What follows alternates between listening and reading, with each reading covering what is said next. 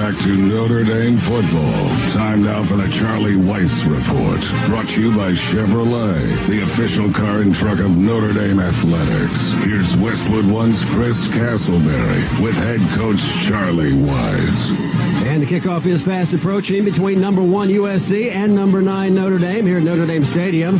Time now to welcome in Irish coach Charlie Weiss. And Charlie, your squad is currently 4-1 on the campaign. You had a bye last Saturday. How did you and your team spend the time off? Well, it seems like an eternity since we played, but we worked on fundamentals and techniques last week and tried to get a bunch of people healthy and try to get some backups ready to go. And then this week we used the extra day to spend an extra day on USC. Charlie, with everything that's going on so far this season and with the Trojans looming, did you welcome the off week, or would you have rather gotten right back onto the playing field, especially after the victory 2 weeks ago over Purdue in West Lafayette? Well, there's pros and cons. You know, obviously football players and coaches are creatures of habit and get used to a weekly schedule. But I think that any time you have that extra week, you have to use it wisely. And I think that we were very efficient using the extra week. Charlie, all 4 of your Irish victories have been on the road. Your one loss was actually at home against a very talented Michigan State team. You guys are obviously not lacking in the confidence department at the moment.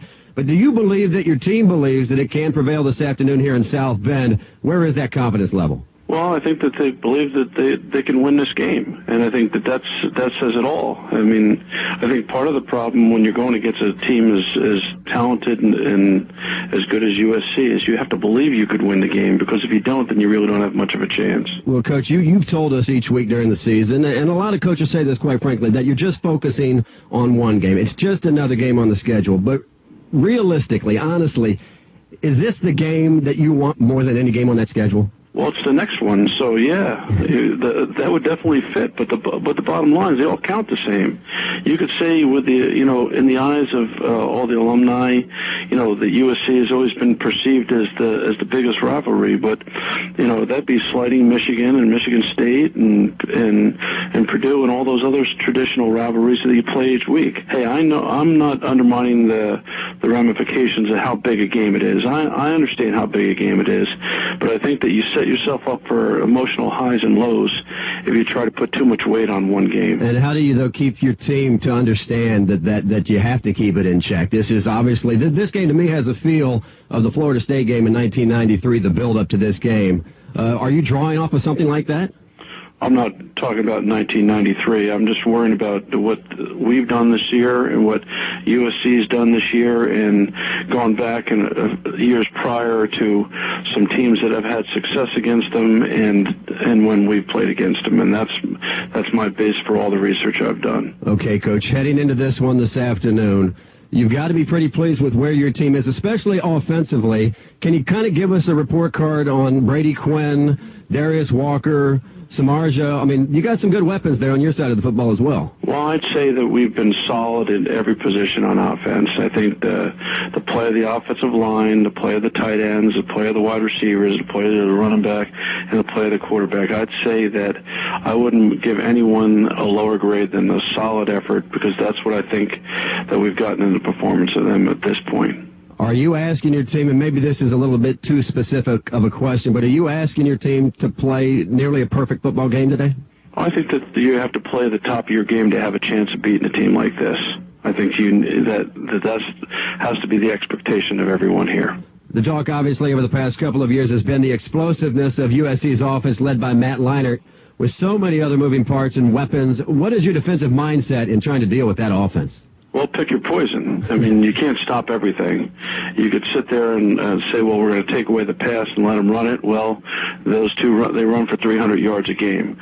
You go up there and try to stop the run, well, they throw it for over 300 yards a game. So when a team's averaging over 600 yards of offense and it's balanced like it is, I think you're just going to have to play a very good, sound, fundamental game, because if you try just to stop one, they'll kill you with the other one. Charlie, perhaps one of the criticisms of SC so far this season has been maybe their slow start in a couple of football games. Is that something that you're telling your players and maybe hoping the Notre Dame home crowd will get on them early and maybe Notre Dame can attack quickly in this game? Oh, I don't think that they're going to start slow this week. I think that what they'll do is go back and look at their last 3 games and realize what they did in the second half is what they should do to start the game.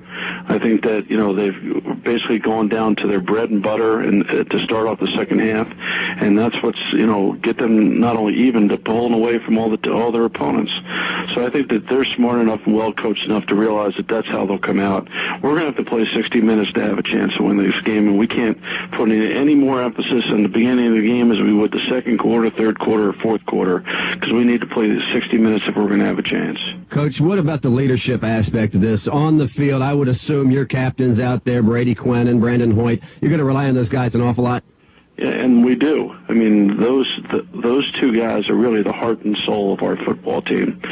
Brady has definitely blossomed into not only a frontline quarterback, to a frontline leader. And I think that sometimes as a junior, not a senior, sometimes you're afraid to take that responsibility. But he's taken it and run with it. And Brandon is obviously the heart and soul of that defense. And I think that everyone feeds off of his energy.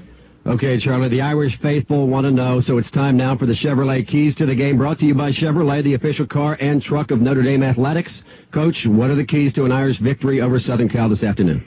Well, I think the most important thing in this game is we have to play for 60 minutes. I think that if you let up at any time against this team, that you could find yourself behind in a hurry.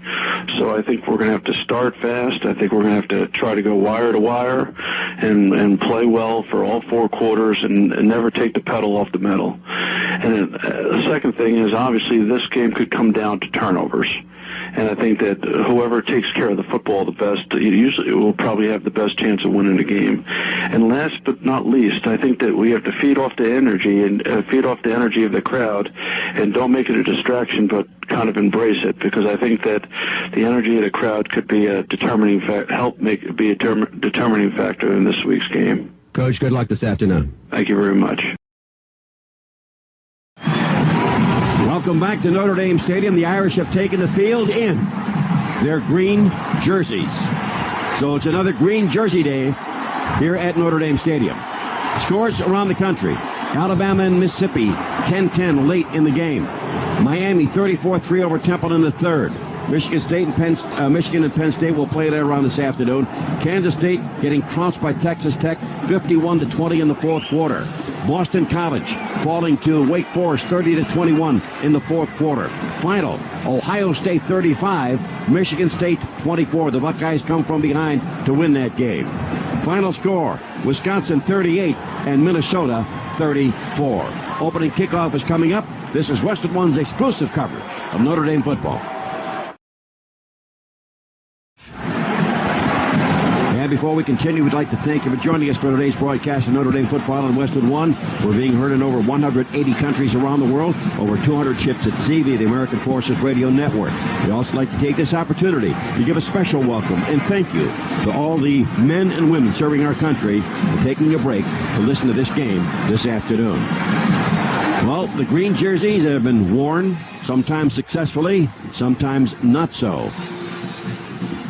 The captains for today's game, of course, Brady Quinn, Brandon Hoyt, and Trevor Laws, who played so well last week, is the third captain for Notre Dame. And one person will be missing. We've been told that Rashawn Powers-Neal, not in uniform, suspended for violation of team rules. And that takes away a power runner and a pass receiver. Yeah, it's unfortunate. And you know, you gotta know your rules, know what's right and what's wrong. All right, and you just got to abide by that. And he's going to feel sorry that he did that. But now you got to look at what do they have behind him? Travis Thomas, who's been coming on pretty strong, and then Asaph Schwab. Southern California's won the toss. They defer. They want the ball at the start of the second half. Now go back to 1988. Lou Holtz took his team out there to play Southern California, number 1 in Rodney Peete. He suspended Ricky Waters and Tony Brooks. Mark Green was the man who really had to carry the offensive load in the running game that day, and the Irish won it. Well, and make no mistake, I think coaches, when they do suspend somebody, they know that they got somebody behind them that can play. Well, when Oklahoma had Billy Sims, Lou Holtz and his team Arkansas, and I did the game down, I believe it was down in the Orange Bowl, played Arkansas, Oklahoma, I should say, and Lou suspended 2 of his players. Yep. And on the very first play, Oklahoma fumbles, and Arkansas killed them. Yeah. There's a psychological game that goes on sometimes when players are suspended, because you're trying to see how your football team is going to react. Are they going to feel bad about that, or are they going to respond by being positive and playing well? One thing we have today that we did not have in the Michigan State game, there is a hefty breeze out there, anywhere from 10 to 20. They say it could be gusts of up to 30 miles an hour. So that will affect the passing game. No doubt about it, and both teams will want to pass the football. I think both teams do a good job of balancing both run and pass, but it will have an effect, and it's going to have an effect on punting the football, and field position comes into play. And if we can go back to the green jerseys aren't going to win a football game. You're right. You could wear a sackcloth. You're right. And if you execute and do what you're supposed to do, you've got a good chance of winning. Well, going back to my past with USC, there was a game I played here where we won as a senior. We won the green jerseys at halftime, and then in the press conference I said that, we had a good game plan. We prepared well. We executed. It didn't matter that we had on the green jerseys. We could have won this game in T-shirts. The following year, Ted Tollner paced all over the locker room. Pinkett says Notre Dame can beat USC in T-shirts. So we kicked their butt anyway for them trying to use that cheap shot. You're riled up, aren't you? Yeah, I still remember that. That many things get me. Yeah, Van Blarkham is going to be kicking off for the Southern California Trojans. We'll have David Grimes, the freshman, who is getting a lot of playing time because he has played well. Over on the far side, and on the near hash mark, you have Chase Anastasio, who's from our neighborhood back in Virginia, Annandale. Virginia boy, yep, Robinson High School. So the ball is teed up. The crowd is anxious. They had 45 to 50,000 people here last night in the stadium for the pep rally, and it was magical. Yes, it was. It was, and that's one of the things you got to acknowledge, Tone, is there is some magic in the stadium. I don't know what it is. I can't figure it out, but I don't question it. I just accept it. Saying that, though, magic isn't going to win you any game. Still got to play better. And Notre Dame understands that. But last night, we had Joe Montana, who spoke, had Tim Brown, who spoke, Chris Zorich, who spoke, had Rudy here, and 47,000 people in this stadium for a pep rally. So it was special. Look, I'll say this. If anybody is going to beat USC, they are the best team in the country. If anybody's going to beat USC, it's going to be Notre Dame. They can match up with them score for score. I think there's a few things that have to happen right. They are a very strong football team, but they're going to get Notre Dame's best shot today. And now, once again, there will be no replay for this game because Southern California declined the use of replay. It was their option. Which, I don't understand that so much. Pete Carroll, he just doesn't like it. But I look at replay, especially in the college system, where at least you have a chance to get it right. Because human error, you don't want human error to cost you the game. Troy Van Blarkham, a freshman out of Orange, California, has it teed up at the 35-yard line. The kick in the game is underway. Coming down, David Grimes says, I'll take it. Grabs it at the 3 at the hash mark. Gets up to the 10, to the 15, and is hit and knocked down at about the 18-yard line. One heck of a tackle by Desmond Reed, who is a running back, the number 3 running back, a sophomore from San Gabriel, California, in Allen. He is good enough to play first string on a lot of teams in this country. Oh, I think he's the best of all the backs. As a pure runner, good running ability. Lindell White is the hammer. Reggie Bush is actually USC's version of the Rocket. Okay? But Desmond Reed can do it all. Stovall, Samardzija are the wideouts. Fasano is the tight end. Tackles Ryan Harris, Mark LaVore, Dan Santucci, Dan Stevenson. Bob Morton is the center. Grady Quinn, of course, the quarterback. Offset eye. Here's the handoff to Walker off the left side, 20. And Walker gets up to about the 24-yard line before he finally gets rolled down. Defensively for Southern California, Lawrence Jackson, Cedric Ellis, Lawan Ramsey, and Frosty Tucker, who is their leading, one of their leading sackers. Frosty also 7 tackles for loss for 47 yards. The linebackers are Thomas Williams, Oscar Lua, and Keith Rivers. The corners are Justin Wyatt, John Walker. The safeties, Darnell Bing, an excellent safety, and Scott Ware. Second down, about 4. Toss to Walker off the right side. Cuts upfield. Gets past the 25. Very close to a first down right around the 28-yard line. And, Tony, it's a good defense. It's not a very strong defense. Last year, this USC team, the strength of their team was the defense. They led the nation in sacks, and they didn't even blitz that much. This team, you've got Sean Cody gone, Mike Patterson gone, you've got Jason Leach gone, you've got a few injuries. Dallas Sart's hurt just a little bit. They have some weaknesses on this defense. The officiating crew today is from the Pac-10 Conference. Jack Wood is the referee, and we'll hear his voice from time to time.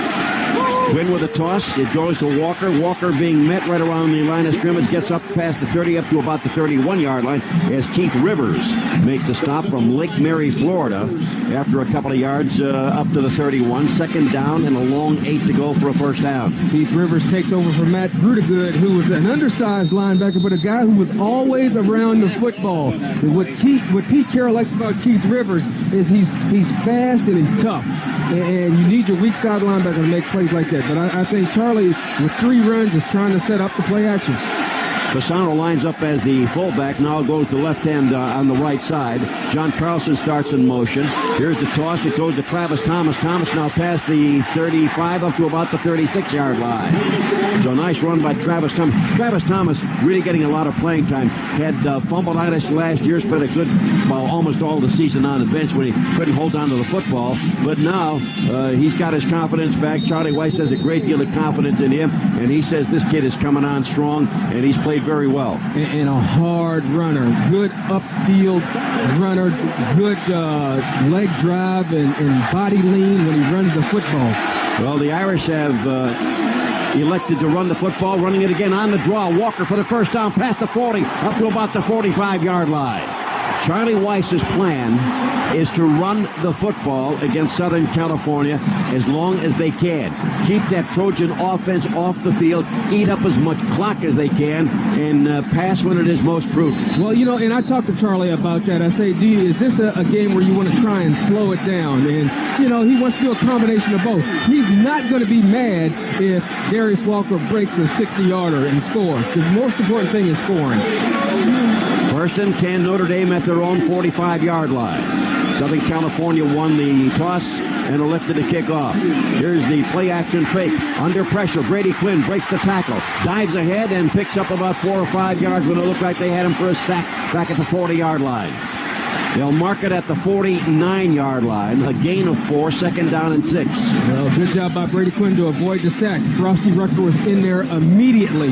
Darius Walker couldn't get a hand on him. He's a good speed rusher. But Brady Quinn, much improved. He's 6'4", 231. That's about 5 more pounds he's put on his frame. And it shows because he can shed some of those tacklers. Flanker right, slot to the left. Running back offset to the right. Quinn, quick throw on the slant. Try to force that in there, and that was well covered by Southern California. Jeff Samardzija did not have a prayer of getting that ball.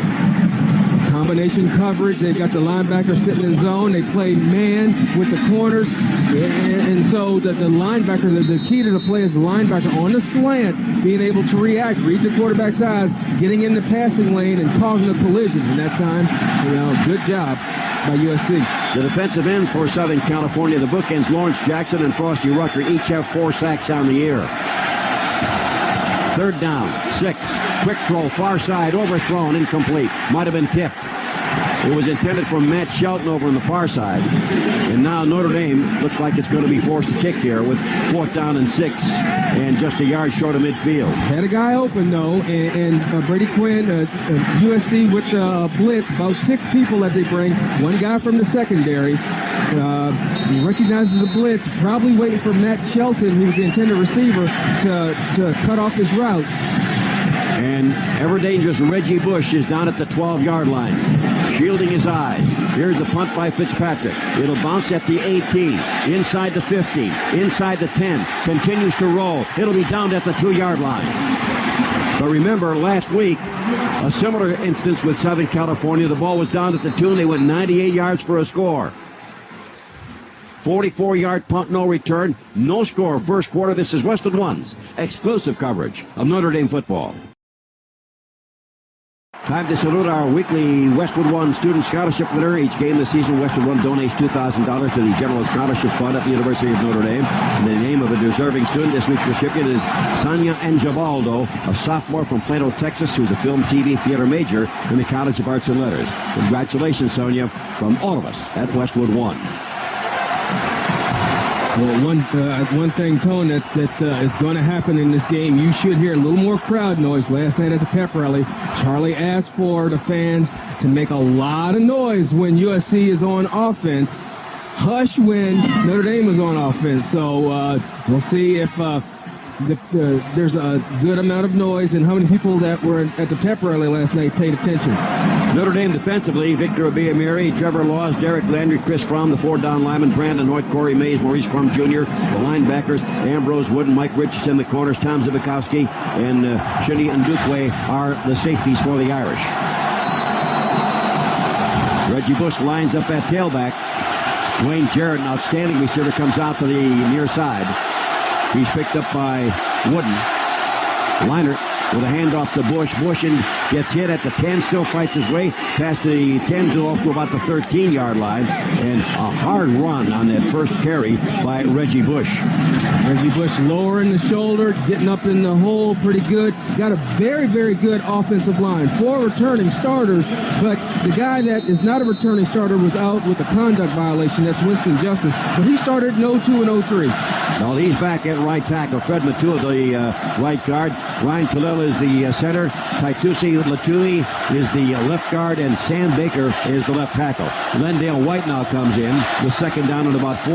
And White trying to get that first down. Gets up to about the 15-yard line, and that's about it. Maybe got a yard on the play. So Southern California now looking at third down and about 3 to go for a first down. USC rushed for 700 yards the last 2 games. I think one of the keys to them offensively is being able to run the ball. They are the number 1 ranked rushing offense in the nation.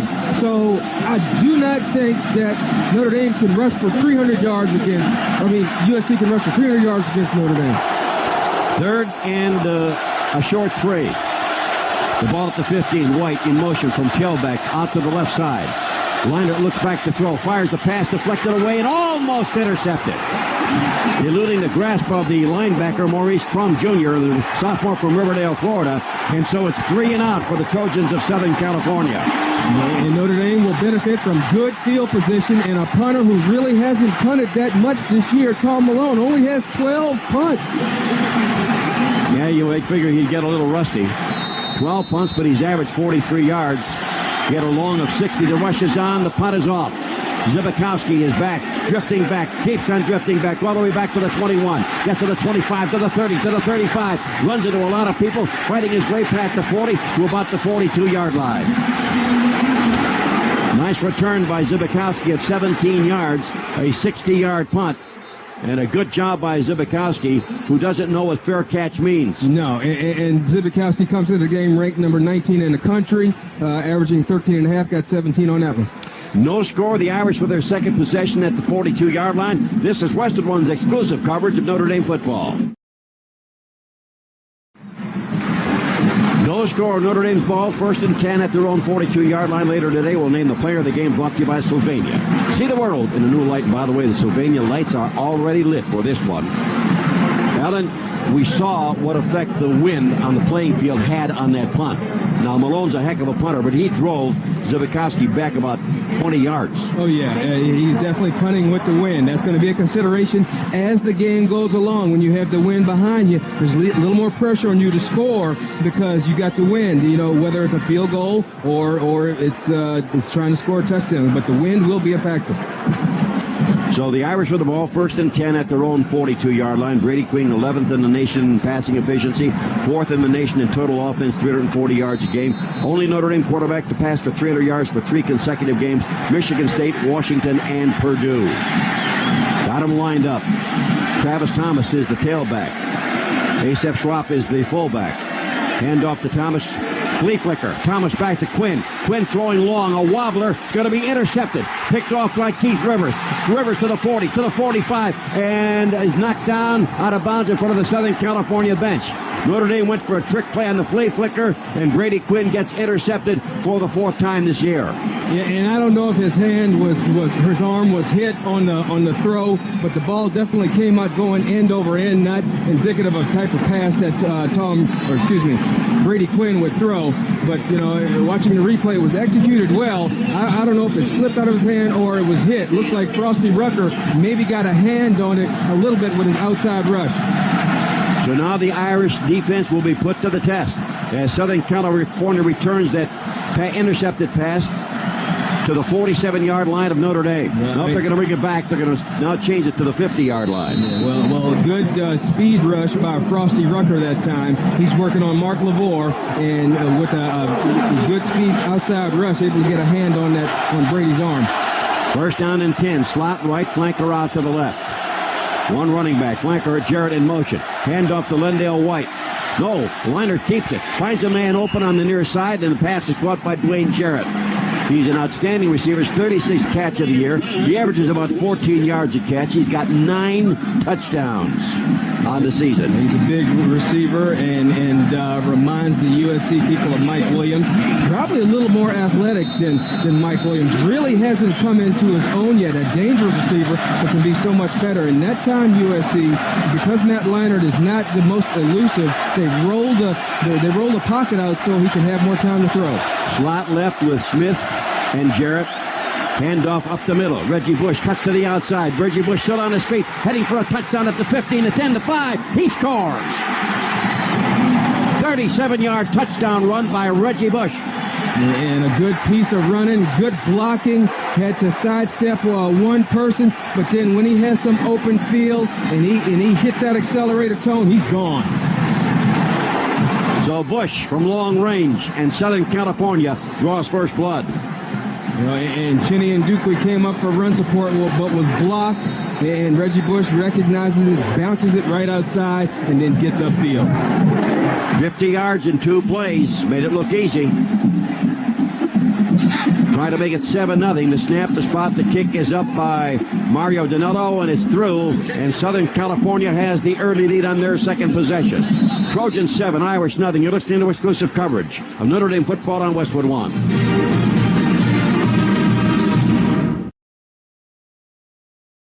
I'm Tony Robertson, all with Alan Pickett and our Westwood One crew here at Notre Dame Stadium on an absolutely gorgeous day in South Bend, Indiana. And right now, things looking good for Southern California's Trojans, and they go 50 yards in 2 plays, following a linebacker Keith Rivers interception of a pass thrown by Brady Quinn on a flea flicker attempt. And Southern California takes advantage of the turnover, and they're right there knocking on the door, and Reggie Bush goes in from 37 yards out. Well, like any good football team, you make a mistake, you have to make the other team pay, and they seize the opportunity with a good run by Reggie Bush. Notre Dame and Southern California each came in with identical marks on takeovers and turnovers, takeaways and turnovers. They had 12 takeaways and 6 turnovers apiece for a +6. Well, right now, Southern California is +7, and Notre Dame is +5. And you know, the turnovers are such a big part of a game like this. Notre Dame is going to have to try and, well, they're going to have to do something to make up for that turnover. Here's the run-up and the kick. Coming down deep, driving Grimes all the way back, and he's out of the end zone when he does make the catch. And the ball will come up to the 20-yard line. So it'll be 1st and 10 for Notre Dame at the 20-yard line, their 3rd possession of the first quarter.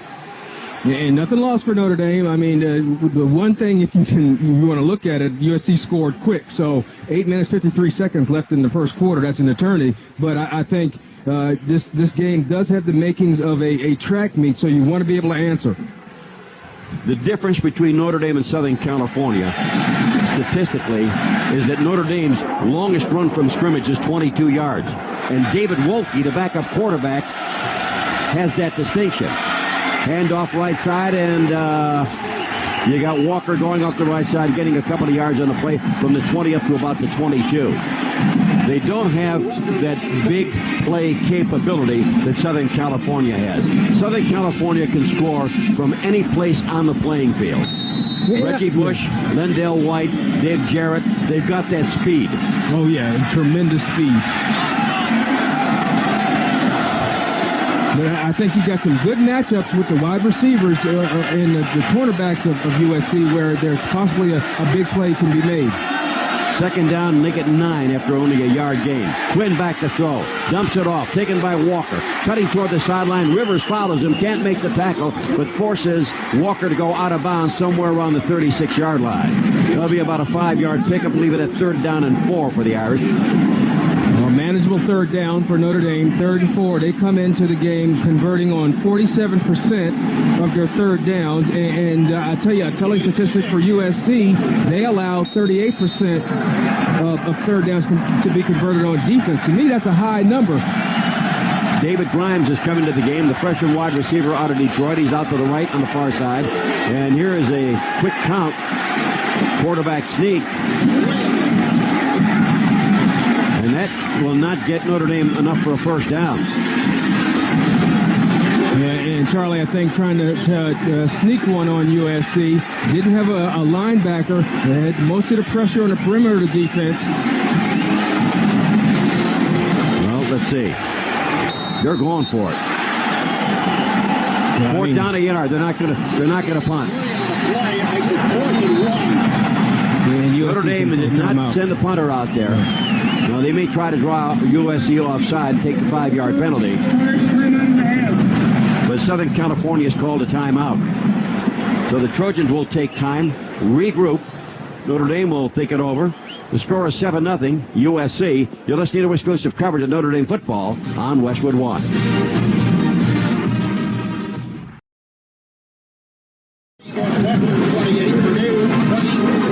The interception by Keith Rivers that ultimately led to the first score in this game, the Southern California touchdown, was his first of the year. At the 11th for Southern California last year, they had 22 interceptions, and they returned for 358 yards.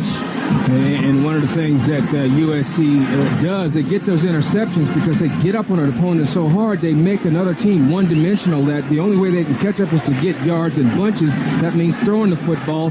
Very athletic in the secondary, and they create those turnovers. Later on, we're going to name the offensive lineman of the game, brought to you by Guardian Life Insurance. It's the place we all want to be. Go there with Guardian. So the Irish come out in an I tandem with a flanker right. Double tight end. 4th down, about a foot to go.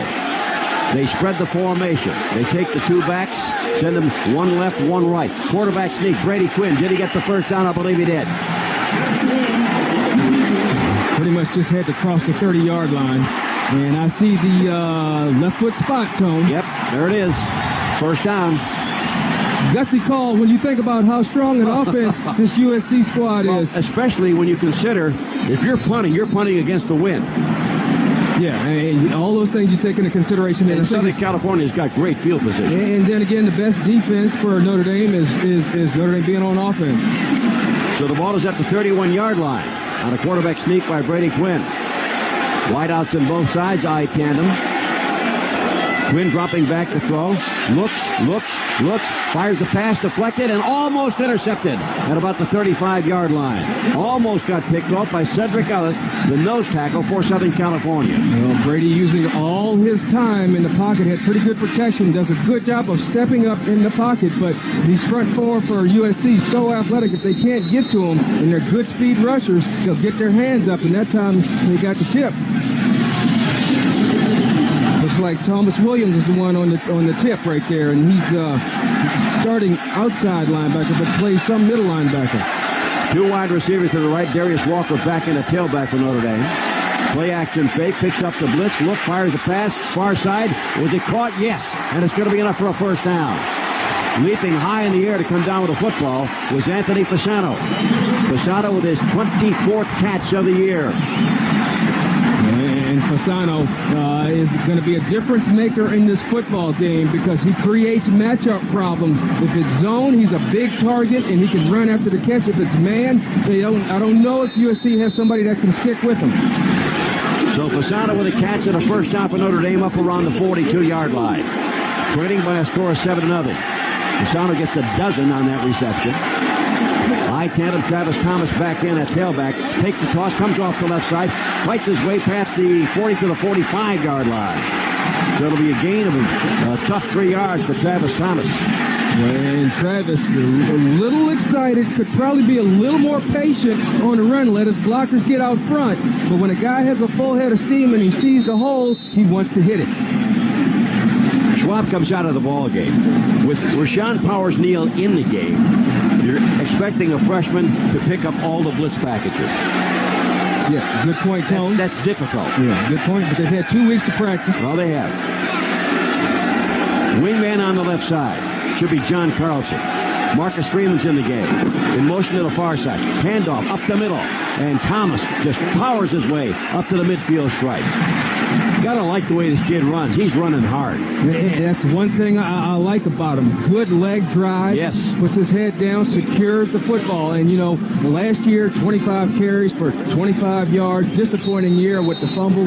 But, you know, with a new coach, new regime, a new bit of confidence that he has. And I talked to Charlie about Travis, and he's been very impressed with Travis and said Travis hasn't dropped the ball since he's been on this campus. Samardzija wide to the right. The sound of the tight end left. Carlson on his wing. Here's a handoff up the middle. And he come off the left side past the 50. They've got the first down, I believe. Move the chains, folks. So the Irish just ramming it ahead. And Travis Thomas now spelling Walker and doing a good job. And you can see that he's really getting confidence, more confidence with each carry. Good job by that offensive line. Dan Santucci, Ryan Harris on that left side going over Lawrence Jackson, who's 6'5", 265, first-team freshman All-American from last year. But Notre Dame pretty stout up front with their line blocking. This Irish drive began at the 20-yard line. It has now reached the 47-yard line of Southern California. 10th play in this drive.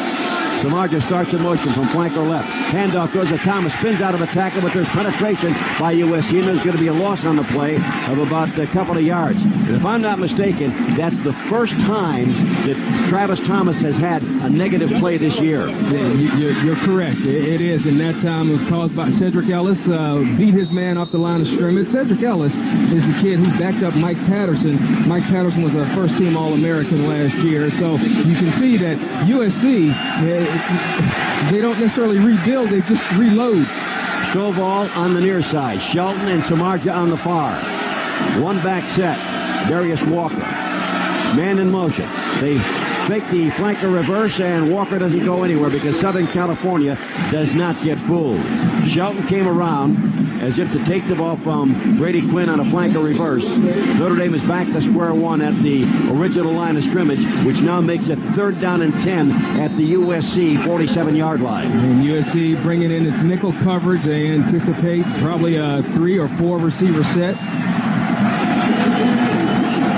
I'm sure the USC defense is tired of hearing that it's not as good as its predecessors. Well, I mean, it's the truth. Yeah, but they got to go out and earn it. They're still undefeated, so they're doing something right. 3 wides to the right, Stovall out to the left. Quinn looking for Stovall. Long throw down the near side. Stovall can't make the grab. Penalty marker on the play. And a good call because John Walker shoved Maurice Stovall while the ball was in the air. John Walker is a new guy starting. Yep. And they're going to pick on him today. Oh, yeah. And Maurice Stovall not only has the height advantage because John Walker's 6'1", Stovall is 6'5", but he has the athletic advantage also. And good job of Stovall continuing to work for the football. Pass interference. Defense number 18. 15-yard penalty from the previous spot.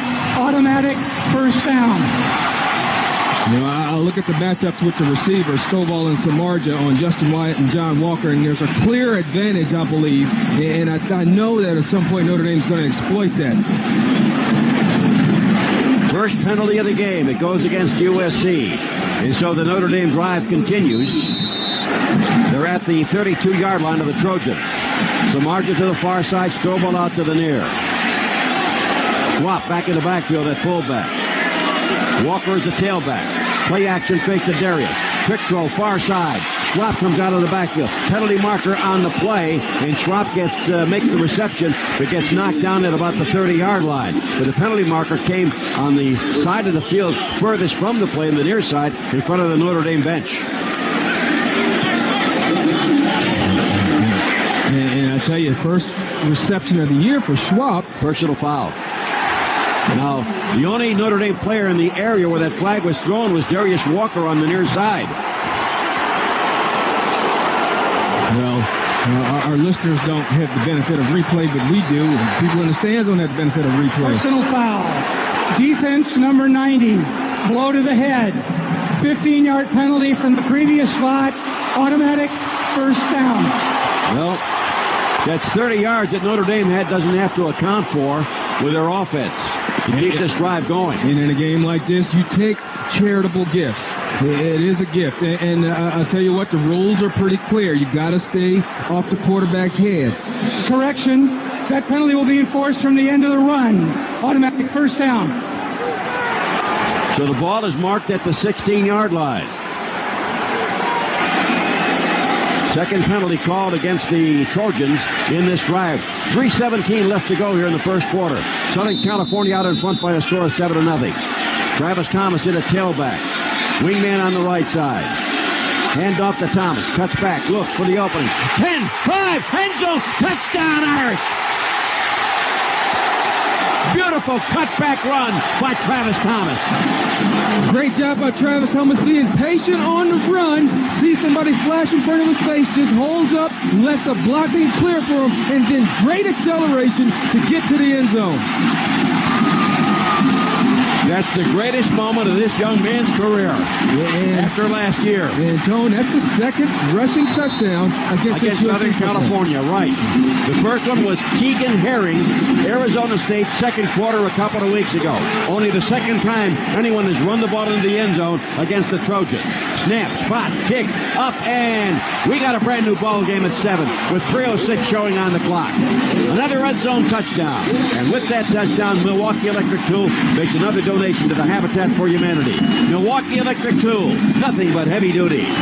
A break in the action, our score, 7-all. You're listening to exclusive coverage of Notre Dame football on Westwood One.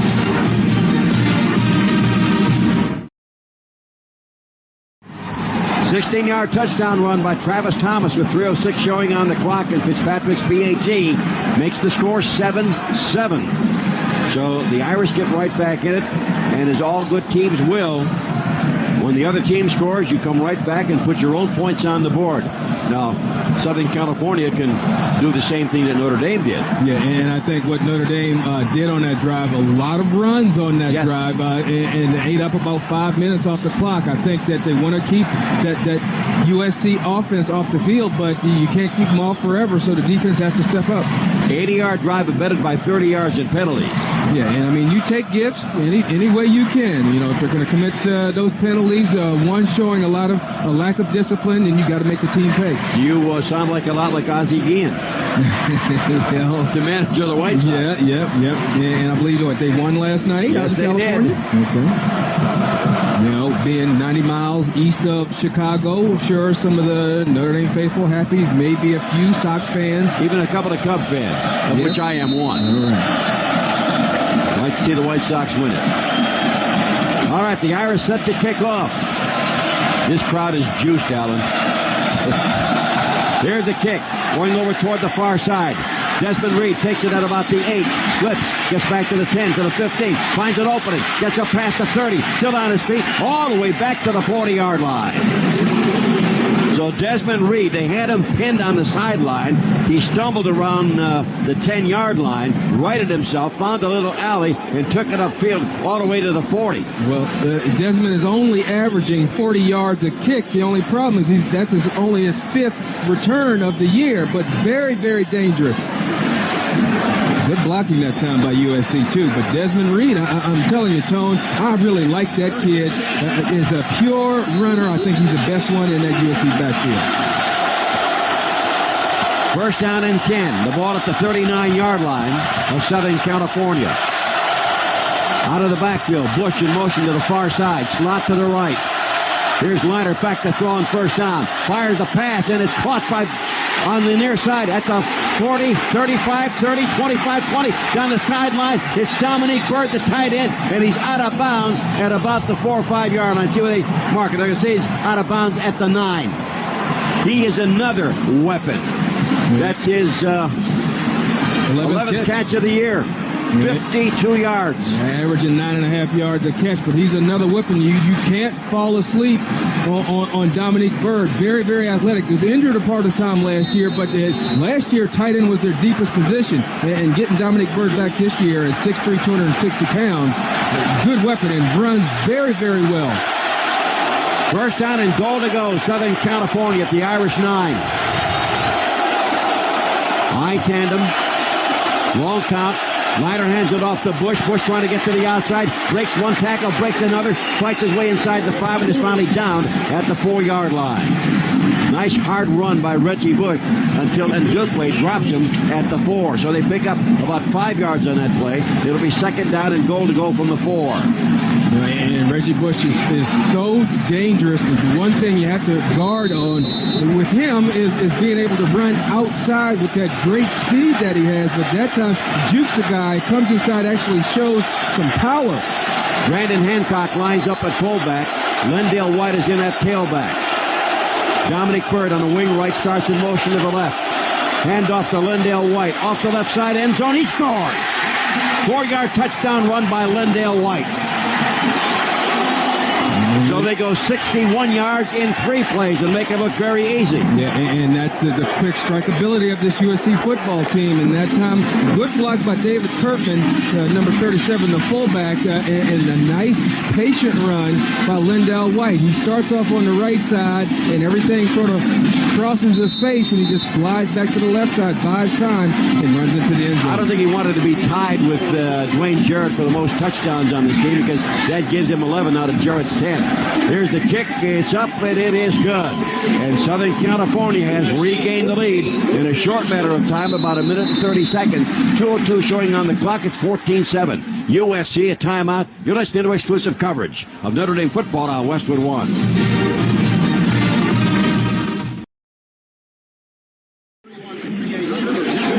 Later on, we're going to tell you about today's best catch. The grip of the game brought to you by Channel Lock Pliers. Get a grip. And that was a great catch by Dominic Byrd, a very athletic tight end. Notre Dame in cover 2, so the middle's open. Had one guy trailing, and nice catch in his hands in stride, but a good piece of running afterwards and some good blocking down the field. But, Tone, as you mentioned, Dominic Byrd is just another weapon that USC has in its arsenal. They can hurt you in a lot of different ways, and, it puts a lot of pressure on the defense because you can't roll the coverage to try to double on somebody. You pretty much going to have to go man-to-man, and this team very, very athletic. Well, Dominic Byrd last year missed the first 4 games with a broken kneecap. He returned to catch 37 passes for 384 yards and 3 touchdowns. Against the Irish last year, he had 4 receptions for 23. His longest reception was 11 yards. But right now, he has a 21-game receiving streak. I like tight ends because I think they are the true studs on offense. They are a big body that can punish the smaller defensive backs. They move the chains. They're a big target, so the quarterback has something to throw to. And I'm just crazy about the tight ends, which, I played on a team in the pros with the run and shoot, didn't have a tight end. And it really hurt us not to have that tight end because that's just more muscle on the offense, and you need that. Troy Van Blarcom sets the ball up at the 35-yard line. David Grimes over in the far hash. On the near side, you have Chase Anastasio. 2 minutes, 2 seconds left to go in the first quarter. We already have 21 points on the board. 14 of those belong to USC. In USC, the wind aided in the direction that they're going right now. And the kick high and deep and will not be run back. It goes out of the end zone. So the Irish will take over as they did on their last possession, 1st and 10 at the 20-yard line. Tomorrow, another exciting day of NFL football on CBS Radio Sports at Westwood One. Giants and Cowboys for openers, Chargers and Raiders, and then Houston Texans and Seattle Seahawks. Check local listings for the game and time in your area. Well, Quinn and company have their work cut out for them, Alan. And they just have to go back to their style of play, which is going to be balanced, running the football, and taking time off the clock. Southern California lines up with a 4-man rush. Handoff goes to Walker. Walker off the right side, and USC just did a great job of following the play as the defensive line just slid off toward the far sideline, and there was a wall of white shirts out there, and Walker couldn't get through it. Play stuffed by the defensive line of USC, and really no place for Walker to run. Travis Thomas coming into the game. David Grimes comes in. Walker comes out, as does Schwab. May have lost a half yard. It'll be second down. We'll call it the 11. Samardzic goes out to the far side. Stovall comes out to the near. Shelton's in the game. He's in a wide out on the far side. Though it's slot right. Man in motion. Handoff on the reverse. Does not fool anybody. David Grimes took the ball on a handoff, and right there to make the stop is Darnell Bing, the junior safety out of Lakewood, California, and he is a great one. Notre Dame got back to the original line of scrimmage. They've tried 2 trick plays now, Alan. Neither of them have worked. Well, I mean, that was a good play by Darnell Bing, sitting in his strong safety position and just sitting back, watching the play develop, and took a real good angle because it had the makings of something that could be a big play. You're right. Samardzic Shelton again, out to the far side. Quinn goes to the shotgun, and now he calls a timeout. So Brady didn't like what he saw. Timeout. Didn't like the way the team was Notre lined Dame. up. Speaks to Fasano, and then comes to the sideline. While we have a moment, I want to tell you about the Hannah and Friends nonprofit foundation founded by Maura and Charlie Weiss in honor of their daughter Hannah. Hannah and Friends is dedicated to improving the lives of children and young adults affected by autism and global delays. We encourage the Irish faithful to go to www.hannahandfriends.org and show their support today. Together, we can make a difference. Well, Notre Dame is finding out that Southern California's defense is becoming more stringent as this game goes along. They're having a little more difficult time with their running plays, whereas they had some holes in the early going. Now, the Trojans are doing a pretty good job of keeping the Irish running backs from getting into the secondary. They've gotten firm with the run defense. They come into the game, the number 11 ranked rushing defense, only allowing teams 91 yards a game, number 1 in the Pac-10. So some of that is they get up on teams so much that they don't even have a chance to run. But another part of that is, the play of Oscar Lua, Thomas Williams, and Keith Rivers, and also that front four. They've got a very good front four, very athletic front four. USC 14, Notre Dame 7. 30 seconds left to play in the first quarter here at Notre Dame Stadium. On a sun-baked afternoon. Nary a cloud in the sky, no matter which direction you look. And Notre Dame now faced with 3rd down and 10. Irish are showing slot right. As a matter of fact, 3 wide receivers to the right now. And Stovall wide to the left. Let's see if they try to go to Stovall here. Quinn looks to the right, looks to the left, throwing for Stovall. And Stovall trying to make the catch. Does! Drop the ball at the 41-yard line. Maurice does not seem to run his patterns at full speed. And that time just tangled up a little bit with John Walker, the defensive back, made a good adjustment on the football. Yes, he did. And did just about everything right except finish with the ball. And he cradled it, and when he came down to the ground, it popped out. And, you don't have replay to see if, because the ground can't cause a fumble, but, it wasn't a catch because the ground knocked it loose. Fitzpatrick lined up at his own 5-yard line. Gets the high snap and gets the punt off. Returnable. Bush takes it at the 40. Eludes one tackler, can't get away from another one, and he is dropped at about the 42-yard line. A 30-yard punt and about a 3-yard return. And Reggie Bush thus far this year has not been able to get loose on a punt return, averaging 5.7 per punt return, as long as 24. But some of that is, you punt it a little bit shorter, which allows your coverage team to get in position to make a play. But he's so dangerous. A good job by the gunner of Notre Dame that time to get down and make a play on him. Leinart, the 2-time All-America first-team quarterback, 2004 Heisman Trophy winner, leads his club out on the playing field. They show 3 wide receivers to the left, 2 out to the right. Empty backfield. See if the Irish blitz with Brandon Hoyt. No. They back off. Pressure. Throw. Pass is caught. On drop at the 42-yard line. Right in the breadbasket of the intended receiver, Steve Smith, who has 27 catches on the year. Steve Smith. And averages 21 yards a reception. Yep. And 8 seconds left in the first quarter, and I think USC lined up in the 5 wides. They probably want to take a shot deep because they've got the wind at their back for 8 more seconds. So a good opportunity to lay one up pretty high and let their speedy receivers run underneath of it. Jarrett out to the far side.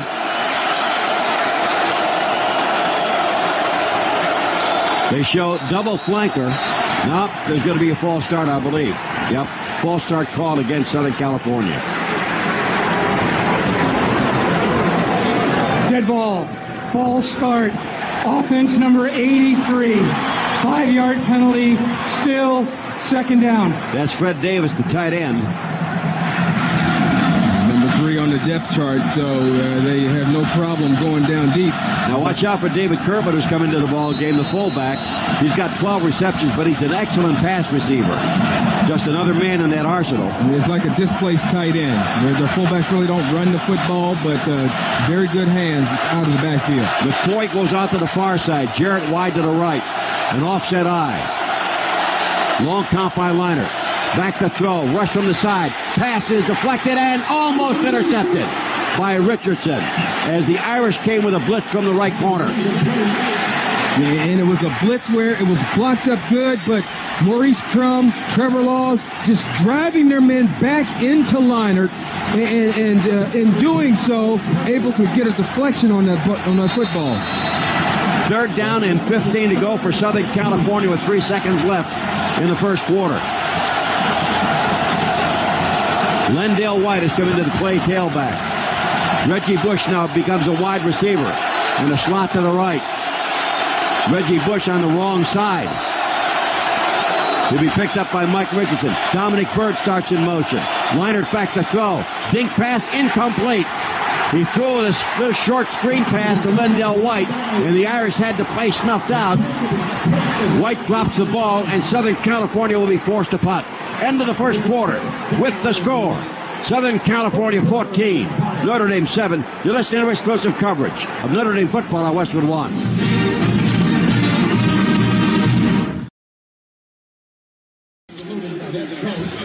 Welcome back to Notre Dame Stadium. Along with Alan Piggott, I'm Tony Roberts. You're listening to exclusive coverage of Notre Dame football on Westwood One. Fighting Irish against the number 1 USC.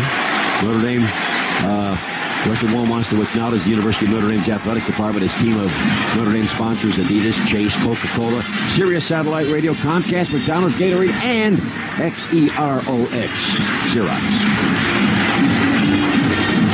Well, I tell you, a good bit of defense there. I mean, USC looked sort of out of sync on that play, but a lot of it was caused by the aggressiveness of the Notre Dame defense, Tony.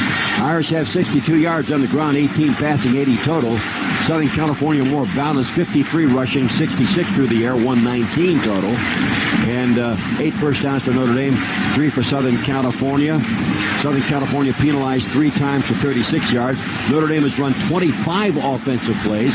Southern California has run 11, but they have that big play capability, and when you have that, you don't have to run as many offensive plays. And Notre Dame doing a good job of just keeping it close and giving themselves an opportunity. Now, they had a chance to keep the drive going last series, but there was a drop ball. Tom Malone, whose last punt went 60 yards, sends the ball spiraling up the air, and here's Zbikowski. Takes it down to run at the 22. Gets up to the 25. It stops at about the 29 and then gets knocked down at about the 26-yard line. So a 41-yard punt and a 7-yard return, which is about 6 yards or so below Zbikowski's average. And a little disappointed with the return that he had, but good coverage by USC. And, you can't return all of them more than 10 yards. But Zbikowski, being a defensive back, loves that opportunity to get his hands on the football and try to make something happen. And, when you can get a good return of 10 yards or more, that's like getting an additional first down. So the importance of a punt return really comes into a play in a game like this. First down and 10, Irish at their own 28-yard line. Down by 7, top of the second quarter. Wingman on the right side, play action fake, back to throw. Brady Quinn looks, may have to run. Finds an alley, gets to the 30 and gets up to about the 35-yard line. That'll be a gain of a good 5, maybe even 6 yards for Brady Quinn. And he is not hesitating to run today, Alan. I mean, it's part of the progression is you look downfield, they're covered, and if it's man coverage especially, the defenders are going to have their backs turned, which create the running lanes, and Brady wisely takes it upfield. He's a big guy, so it's not like he's going to go out there and get hurt, but you don't take any chances. You go ahead and get down on the ground, and he gets positive yards and creates a very nice second down situation. 14 yards and 4 carries for Brady Quinn. Walker replaces Travis Thomas in the backfield. Samardzija flank the right, starts in motion toward the line of scrimmage. Hand off to Darius. Darius looking, gets into the secondary pass to 40, up to about the 43, 44-yard line. First down run by Darius Walker, and they'll move the chains up to the 44. And, you know, I think one of the keys to that play being successful, it starts out like pass action. Darius sits back at his depth, and what that does is gives him time to read what's happening in front of him, and he does a good job with his vision, picking his way through and finding a hole and then churning his legs. He's averaging 5 yards a carry, 6 carries for 30 yards. First and 10 at the 44. Play action fake. In trouble. Quinn throws the football, and Fasano tries to make a diving catch, but cannot do it at the 44-yard line. And so it'll be second down and 10. As Southern California comes with the all-out rush. Yeah, and you know, the ends, Lawrence Jackson, Frosty Rucker, excellent job getting upfield very, very fast. And Brady, who's usually pretty good eluding the rush, cannot deal with the speed, but does a good job of making sure he throws the ball not only in the area, but almost to the receiver. Slot left. A couple of slots, as a matter of fact, left and right, but they're in close toward the line of scrimmage. They break it up now by setting Carlson in motion. Quinn, quick throw, far side. Stovall makes the grab, tries to fight for the first down. Does he get it? Yes. Maurice Stovall with a first down catch down to the Southern California 46-yard line.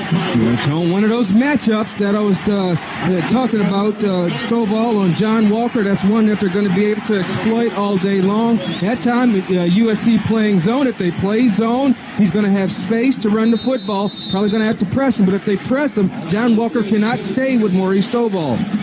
First and 10, Irish at the Southern California 46-yard line. One running back, Darius Walker. Same formation for Notre Dame. Here is Carlson coming in motion to the right.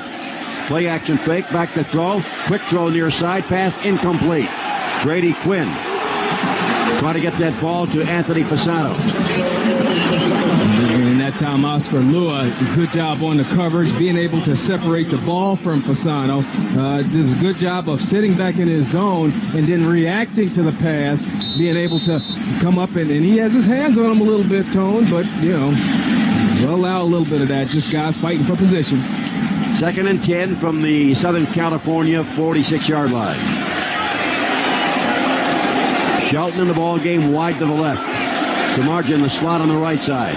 Quick throw to Samardzija. Can't handle the ball.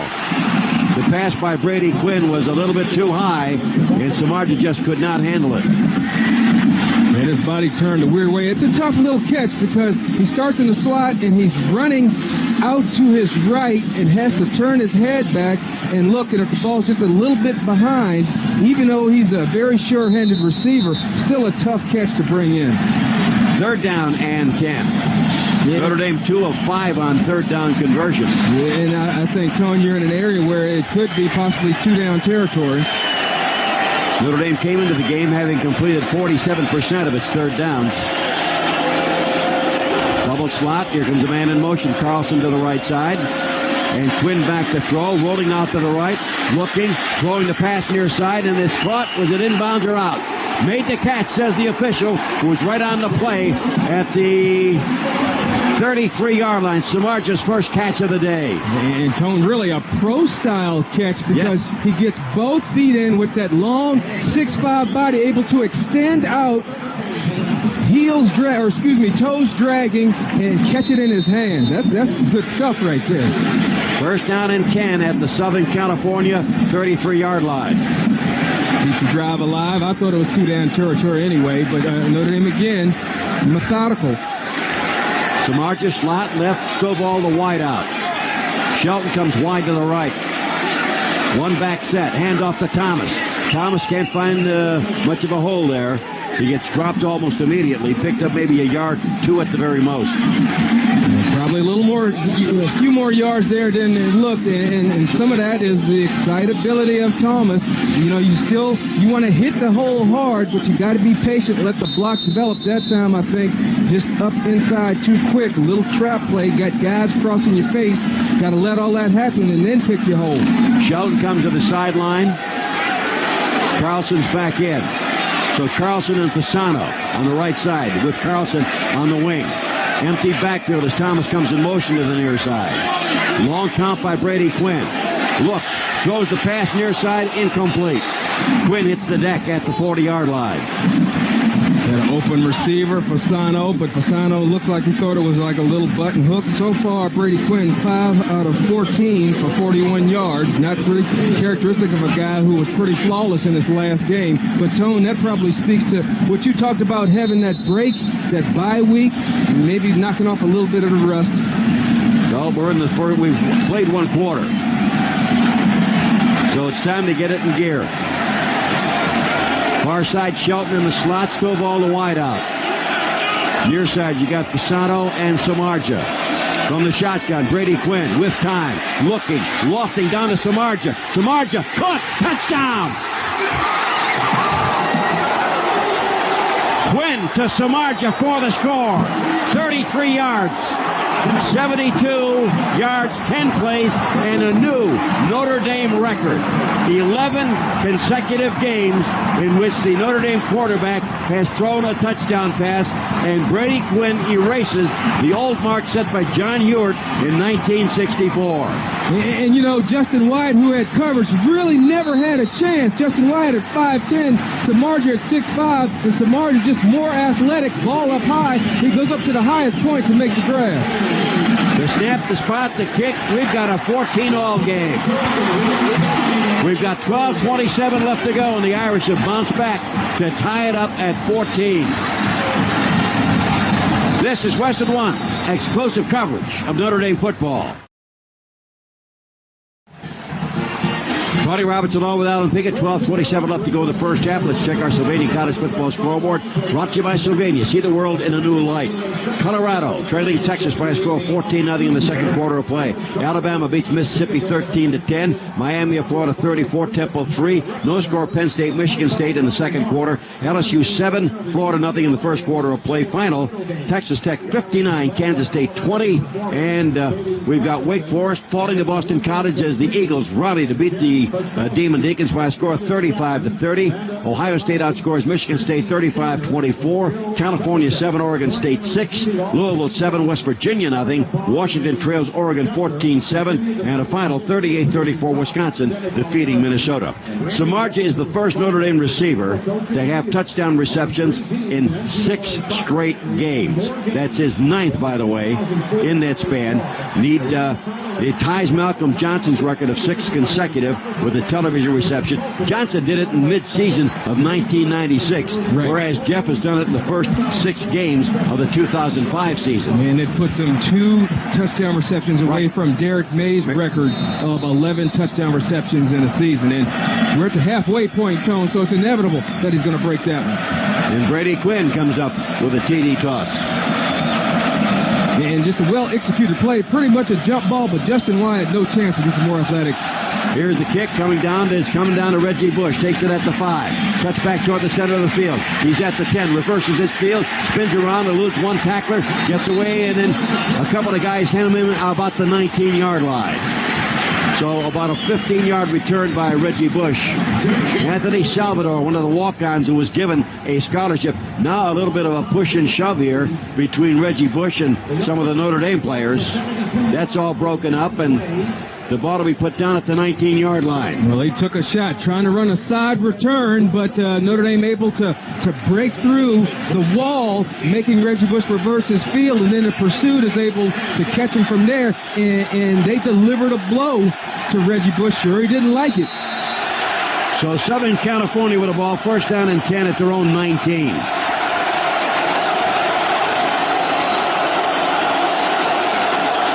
Matt Leinert with an eye tandem, hands it off to Lendale White. Can't go right, comes back to the left, runs into Chris Fromm and company, and he gets drilled at the line of scrimmage. Penetration, that's the name of the game, Alden. You want to stop the Trojans getting their backfield. Yeah, and especially stop Lendale White, because he is the hammer. He's like the John Riggins of that football team. You know, nothing flashy, but just does a lot of things good, moving the ball north and south. Good, positive field runner, and a guy I think that Notre Dame has to stop to have a chance at winning this football game. David Kurtman, the fullback, becomes one of the three wide receivers out to the right. So it's 5 out, 3 right, 2 left, empty backfield. Leinert at the line of scrimmage. With the Irish blitz? No, they back off. Penalty marker on the play. Pass broken up. But there might be a penalty here against Southern California. It was intended for Dwayne Jarrett, a short throw. Here comes the call by Jack Wood. Prior to the snap, delay of game, offense, 5-yard penalty, still second down. Some of that Chris Barrett getting to that official, Pac-10 official, he's cracking a little bit, Tone. But anyway, speaking of cracking, Jarrett on the play, it's one of those plays where it's a little out route and the corner's sitting over there just waiting with the knockout shot, and Mike Richardson came up and delivered a nice blow. One back set, slot right, split end out to the left. Handoff goes to Bush. Can't go to the right, comes back to the left, tries to get to the outside. Stiff arms one man, turns the corner and gets it upfield, up to about the 20-yard line.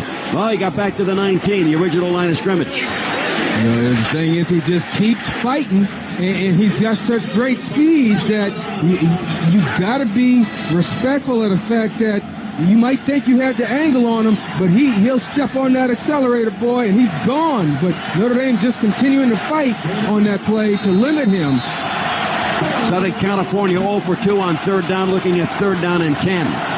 Time of possession, Notre Dame 13 minutes 58 seconds. Southern California 4-5-3. But the game is tied at 14. One back set, White. Check that, they get Bush. Slot to the left. Man starts in motion. Looking, quick throw, far side. Reggie White, and he's drilled. Great tackle by Brandon Hoyt, who snuffed the play out, and Reggie Bush, who took that screen in the right flat, is upended on a ankle-high tackle by Brandon Hoyt. Well, kind of hard to sneak in a screen with the most prolific player in the nation, Reggie Bush. You know somebody's going to keep an eye on him wherever he goes, and Brandon Hoyt did a good job of timing it up so when the ball was thrown, he was able to come in and make the tackle. Tom Malone with a punt and almost blocked, gets it upfield. Zibikowski looking for a block. Cuts to the right to the 40. Gets a block. Gets to the 45, 50. Up to the 45, 40, 30. One man to beat. 20, 15, 10. He's done to the 5. Touchdown Irish. 41-yard punt and a 60-yard return. And Tone, the crowd is going wild. That was just sheer determination by Tom Zibikowski. Got a couple good blocks, but then some good acceleration up the field and just was not going to be denied. Broke 3 tackles on that run, and you get down close to that end zone, you smell it. He smelled it and cashed it in. As I said, he doesn't know what fair catch means. 20-14, Notre Dame has regained the edge.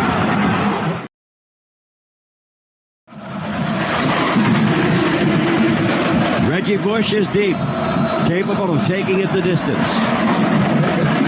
Now it's up to the Irish special teams. Brian Polian is the coach of the special teams for Notre Dame. Kick coming down to the near side. Drifting back. Ball hits at about the 2, goes into the end zone, and the player who tried to drift back and make the grab comes up a little bit lame. We're talking about Desmond Reed, who was one of the upbacks. He's down flat on his back at the 2-yard line. He may have pulled a... No, he broke his, well, no, I'm not going to say that, but he definitely was holding his leg up like he did some damage. Yeah. And then when you look at the reaction of the players, they knew it was something a little more serious because they were waving frantically for the medical staff to get in. You'd be ashamed to lose that kid because, I mean, he's a great runner. With a score, 21-14, 10:23 left in the first half with timeout on the field. You're listening to exclusive coverage of Notre Dame football on Westwood One.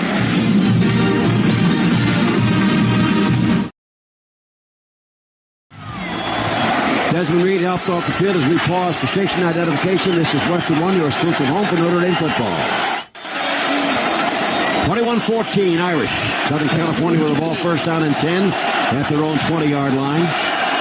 And Desmond Reed had to be helped off the field. Tried to put some weight on that leg. Looks like his foot got caught in the grass and a nasty fall. Here's the play-action fake rolling out to the left. Quick throw near side, and the ball is caught and pushed out of bounds after making the catch is Dominique Bird. His second catch of the game. The first one was good for 52 yards. And USC did a good job of getting Matt Leinart outside on the run, moving the pocket over to the side, which allows him to buy more time. Picked up 4. It'll be second down and 6. Jarrett goes out to the far side, followed by Chris McFoy, the junior from Chino, California. With a wide out to the left, one back set. Looking, quick throw, near side. Pass caught and dropped in his tracks is Steve Smith at the 25-yard line. Picked up perhaps a yard on the play. Well, good job by Mike Richardson when he breaks on the football after the reception, takes an angle that doesn't allow the receiver to sidestep him and actually drive him back a yard. But they gave him his forward progress. Third down and 5 to go for the first down. Last year, Leinart against Notre Dame, 24-34, 400 yards, a record, and 5 touchdowns. Shot 5 on him. They remember that. Third and 5. Slot right, got a man out to the left. Penalty marker on the play. Might be a busted play here. Quick throw downfield, and the pass is caught by Smith, and Smith is down finally at the Notre Dame 37-yard line.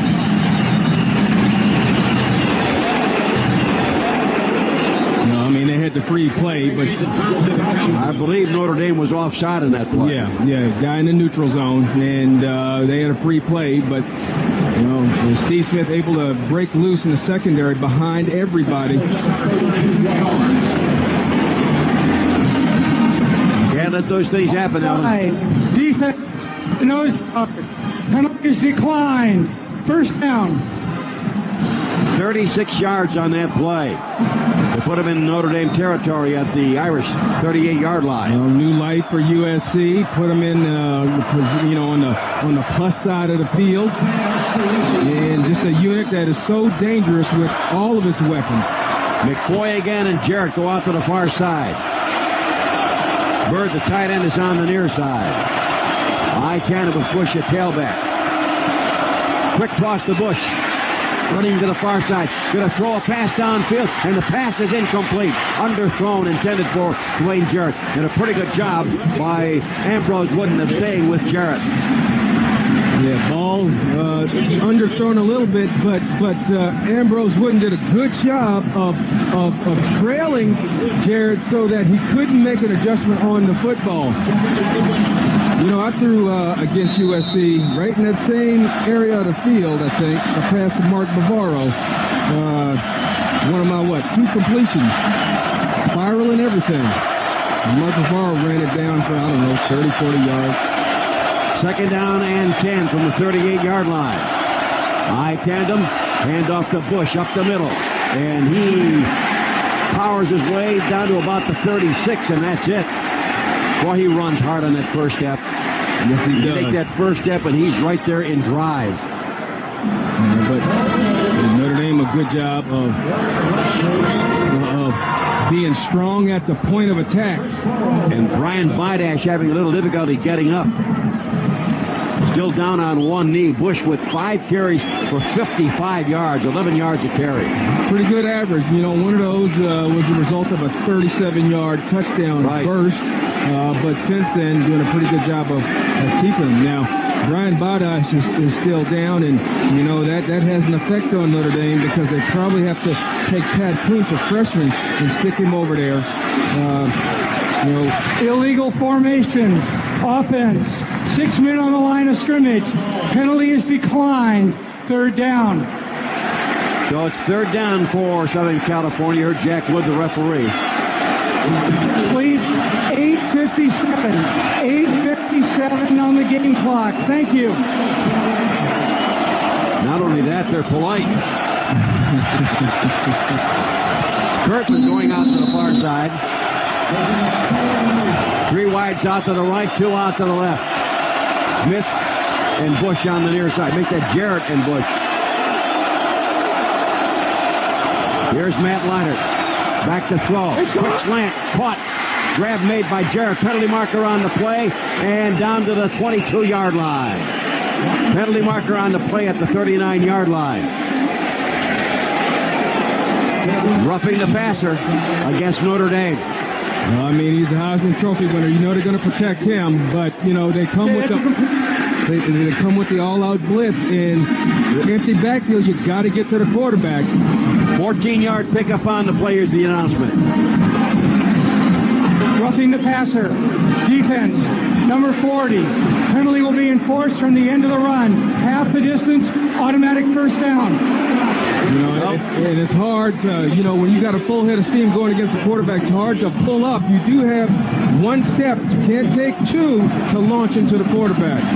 That's the first Notre Dame penalty, but now it's time for the Irish to put all their little red zone magic. Yeah, that's the ticky-tack foul. He hit him in the back, but he slowed up.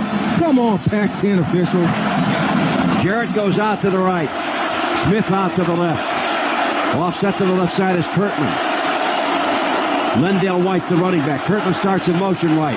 Here's Leiter throwing to the near side. Pass is deflected, then intercepted. Pass is deflected and then intercepted. Notre Dame, there's that magic in the red zone. The 6th red zone turnover this year. Cheney in Duquay. I said we needed 2 interceptions from that crew, Tone. You got it. But good play. And Cheney just being going. It's a whole tip drill, Tone. And Notre Dame survives again in the red zone. And so the Irish will have the ball 1st and 10 at the 20-yard line. Ambrose Wooden was the guy who was in coverage that time on Steve Smith. Did a good job of battling for the football and then caused a deflection. And Cheney and Duquay coming in with the pick. 21-14, Notre Dame, 8-10 left to go in the first half. You're listening to exclusive coverage of Notre Dame football on Westwood One.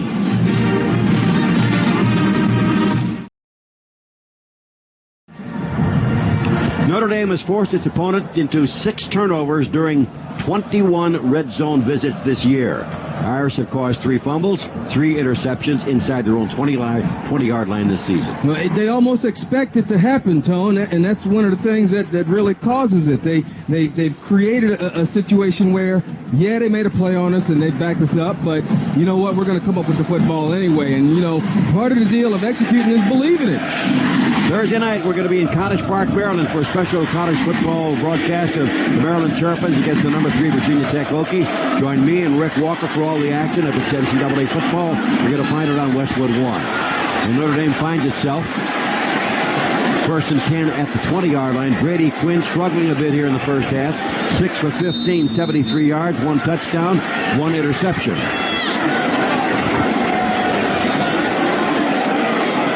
Walker, the lone setback. Slot to the right, hand off to Darius. Darius cuts back and gets nailed as he tries to spin out of a tackle, gets drilled at about the 21-yard line. Ooh, you know, sometimes you make that spin move and you're straight up when you come out of the spin. Frosty Rucker with the head in the chest buckles Darius Walker. Those are the hits you don't want to take. See, as a running back, you get a lot of glancing blows. But these big guys, they hit you square. It can hurt. About 1.5 yard gain. We'll call it 2nd down, 8.5. Stovall to the far side, Samardzija to the slot. Shelton wide to the right. Walker again, the lone setback. Shelton starts in motion to the far side, 3 wides to the left. Play action fake, blitz on the play. Walker couldn't pick up the blitz, and rack went up for Keith Rivers. Yeah, good job timing the blitz up. They bring one guy down to seal off the center, and then they bring Rivers up the middle. A bust by Darius Walker because he comes out over the tackle, not able to scoot back down in and protect that A gap. And Brady just goes in. The only thing you can do is just go ahead and take that. Is the first career sack for Keith Rivers. So Notre Dame now looking at 3rd down and 20 from their own 10-yard line. Double slot, one back set, pump fake, handoff on the draw. Doesn't fool Southern California. They down the play at the 10-yard line. Is there a fumble on that play? Well, I mean, they're still fighting for it. The clock's still running. It'd be a big break. Well, they won't unpile, and everybody's trying to grab everybody and pull them off. Fourth down. Fourth down. After all that.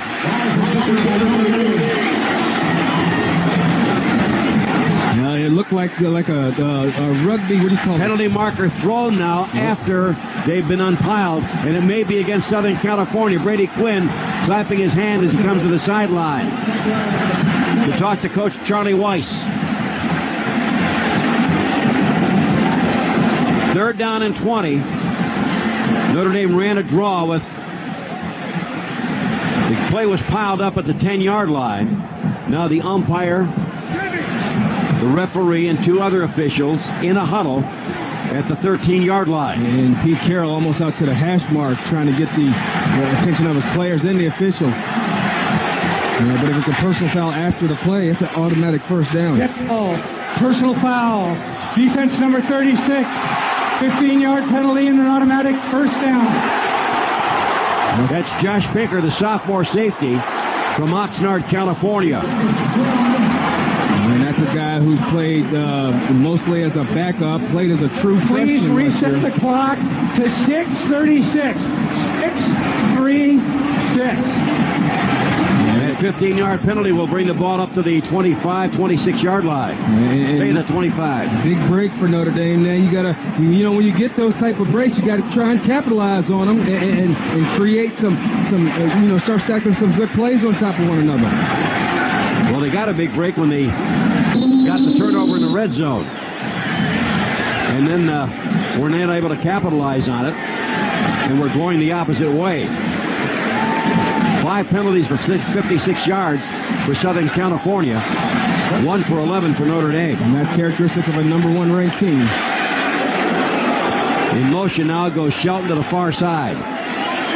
Quinn takes the snap, drops back to throw, quarterback draw, and he drives up to about the 28-yard line, a gain of 3 on the play. USC does a great job of getting off their blocks. The draw was the right play right there because you had a hat on a hat, no middle linebacker, so you think, that play's going to go for a few yards, but USC quick reacting to the football. They have great team speed. 2nd and 7. Quinn to throw. Under pressure, dinks it off. Walker, 30. Walker to the 35, to the 36. Has the first down. Move the chains. And Notre Dame going with this no-huddle offense, which, creates maybe a little bit of confusion for USC because they can't substitute. They got to keep that package in. And Notre Dame with really just 4 receivers in when you call to the tight end, and USC with its regular defense. Still ball wide to the left, 3 wide receivers to the right. They're coming on the blitz. Quinn with a quick throw near side, catch made. Shelton makes the grab and it gets pushed out of bounds at about the 40-yard line. So they'll pick up about 4 yards on that play. Long throw for 4 yards, but Shelton made the grab, and that'll make it 2nd down and 6. And pocket collapsing. And this time, no huddle offense, but the USC able to get in the right personnel. Notre Dame did have a mismatch right there. Good job by Charlie Weiss recognizing he had the right matchup. 3 wide receivers left, 1 out to the right again. Everybody out. Walker, quick throw near side. Was the pass caught, yay or nay? Apparently not.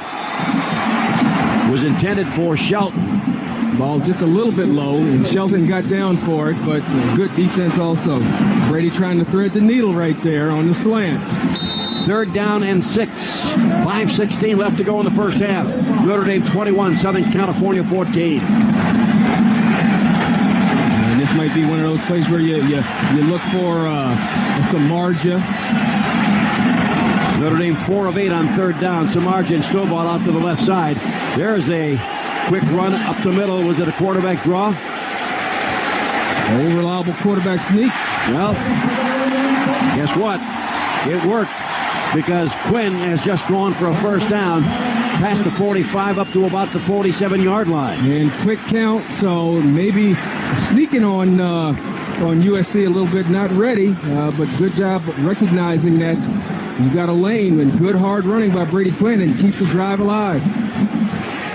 1st and 10, Irish at their own 47. Shelton goes to the left. Fasano lines up as the slot man on the left side, so it's a double slot. Darius Walker, the lone running back. Stovall and Samardzija out to the right. Now Stovall goes to the far side. 3 wide to the left, 1 out to the right. Here's Quinn looking over the middle. Fasano. Oh, he took a shot. I'm surprised his head is still on his shoulders. And that time, Scott Ware coming up with the knockout. That's one of those shots that you dream about as a safety. You know that you got cover 2, so the area of the field that's going to be soft is the middle. That's the area you try to hit the tight end in. Good pass, but just, Fasano just defenseless from defensive back with a full head of steam running with the knockout. 2nd down and 10. Fasano's still in there. 10th play in this drive. Quinn looking, throws to the far side, looking for Stovall. Does he get it? No. Penalty marker on the play. Well, Stovall does a good job, Tone, of continuing to fight for the football. That's how you get the penalty. Keep working to get the football. And John Walker, boy, they probably just need to go get somebody else because he can't cover Stovall. Walker again called for the same thing. Go find out. The pass interference. Same thing. The ball is right now at the 19-yard line. That's where the penalty marker is thrown.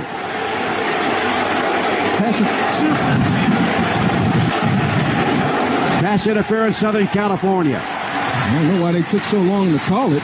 Well, they're trying to make up their minds. What, where, when. Now we know how and who. First down is the signal by Jack Wood. He hasn't made the announcement that it was a penalty against Wagner, or rather Walker. The ball was marked at the 38-yard line. 6 penalties, 71 yards now against the Trojans. I don't know. I might go right back to Stovall. Walker can't check him. Stovall out to the left. Samardzija in the slot. Shelton wide to the right. Handoff goes to Walker. Walker looking for some running room. Everything gets kind of clogged up, and he gets bogged down and gets a tackle from behind. Gets back to the line of scrimmage and no more. 2nd down and 10. You see that time with the first down blitz, trying to come anticipating Notre Dame passing. Notre Dame comes back with the run. That's one of the things Charlie does. I think he's such a good play caller because he understands what teams want to do to him defensively, and he does the opposite. Stovall again to the left, Samardzija in the slot. Shelton wide to the right. Tight end is on the right side. Handoff goes to Walker, penalty marker on the play. And it's in the area where usually you get holding. Yep. That's like this sort of a version of the old crossbuck. Line up on the right side and cut back over the left. You get you a nice little lead block, you double down, and you hug the double team. That's how you find your hole. Penalty marker at the 38-yard line.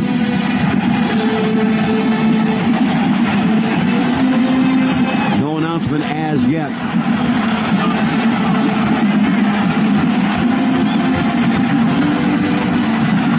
See if Southern Cal takes the penalty or the down. Holding.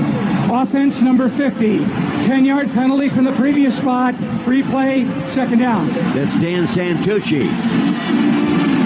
That's going to bring the ball all the way back to the USC 49. Meanwhile, we've got 4:01 left to play in the first half. And Notre Dame is doing a good job of keeping the ball out of the hands of the USC offense. It's a long, methodical drive. Slot to the left, Samardzija, wide out to the right. Here's Quinn. Dumping it over the middle. Walker's got it. He's not going to get very far. He'll get as far as the 45-yard line, and then is ridden down to pick up 4 yards.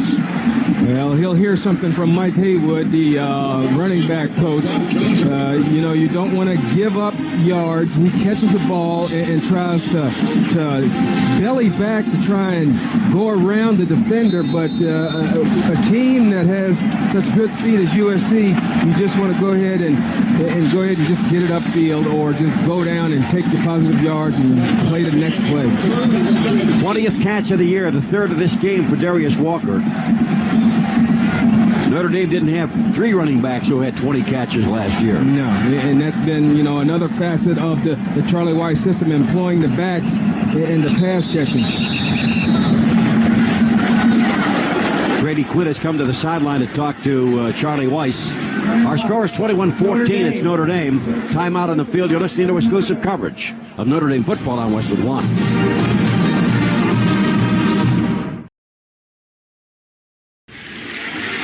Tone, one of the things I'm doing with the Hartford is I'm the captain of Team Hartford, and that's a group of former student athletes that most of have had success in fields other than professional sports. And you go around to different college campuses talking about the importance of financial planning with student athletes. It's a deal where with the NCAA we go and we hand out what's called a playbook for life, which deals with all the financial elements of things like managing credit, managing debt, creating a budget. What is a 401k and why do I even want to participate in this? How do I evaluate all different job opportunities? Valuable information, and the reason it works is because of the practical way it's delivered. It's a program where I've gone to several campuses. We are continuing the campaign, and it's very, very fulfilling work. You're pretty good, you know that? I'm impressed. Well, the Playbook for Life is really impressive. It's really relevant to all students, but we go after the student athletes because they are the leaders on campuses. And if they go ahead and implement the things that are in the Playbook for Life, the regular students are going to also follow suit. And so anybody can log on to thehartford.com and order or download their free Playbook for Life. Well, Mr. Pinkett, we got 3rd down and 15. What's your call? Well, I think it's 2-down territory, actually, and you don't have to get it all right here. It'd be nice to get it. You're almost to an area where DJ Fitzpatrick can kick a field goal. Right. So you want to get positive yards, but you also want to go ahead and continue to eat time off this clock. Pisano and Samardzija wide to the right. Stovall out to the left. Quinn rolls out of the pocket, rolls to the right, looks, going for all of it. He's got Stovall open for a moment, can't make the catch. And the wind caught that ball a little bit, but Stovall probably needed to continue to run. I think the ball carried a little bit, but the Stovall definitely has the mismatch, but it was a jump ball, but ended up being long. So with 4th down coming up, and still 15 to go, to make it 17, the Irish are going to be forced to punt here. And the ever-dangerous Reggie Bush is back there. The snap, the kick by Fitzpatrick, high. Bush signals fair catch and makes it. And a rookie mistake by Terrell Lambert. Lambert knows he made the boo-boo. You can't make those mistakes and wear number 20. That's right. You have to talk to him. You have to go down and talk to him, Captain.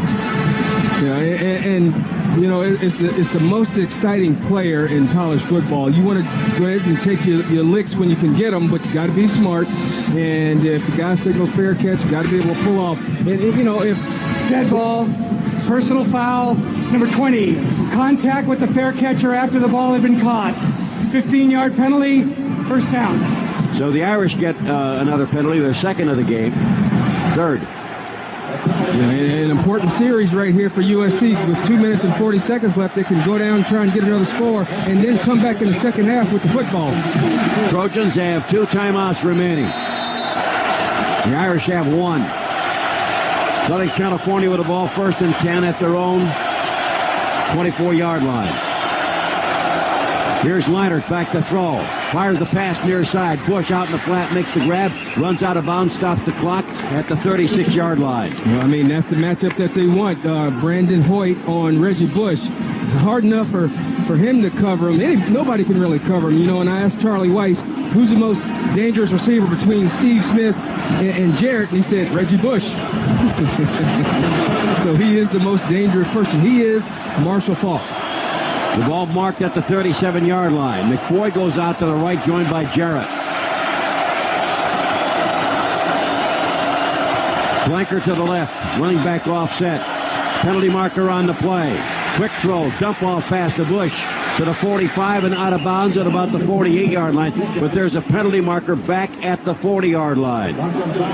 Third catch by Reggie Bush, who now has 16 on the year, if it holds up. Apparently it's going to be on Notre Dame.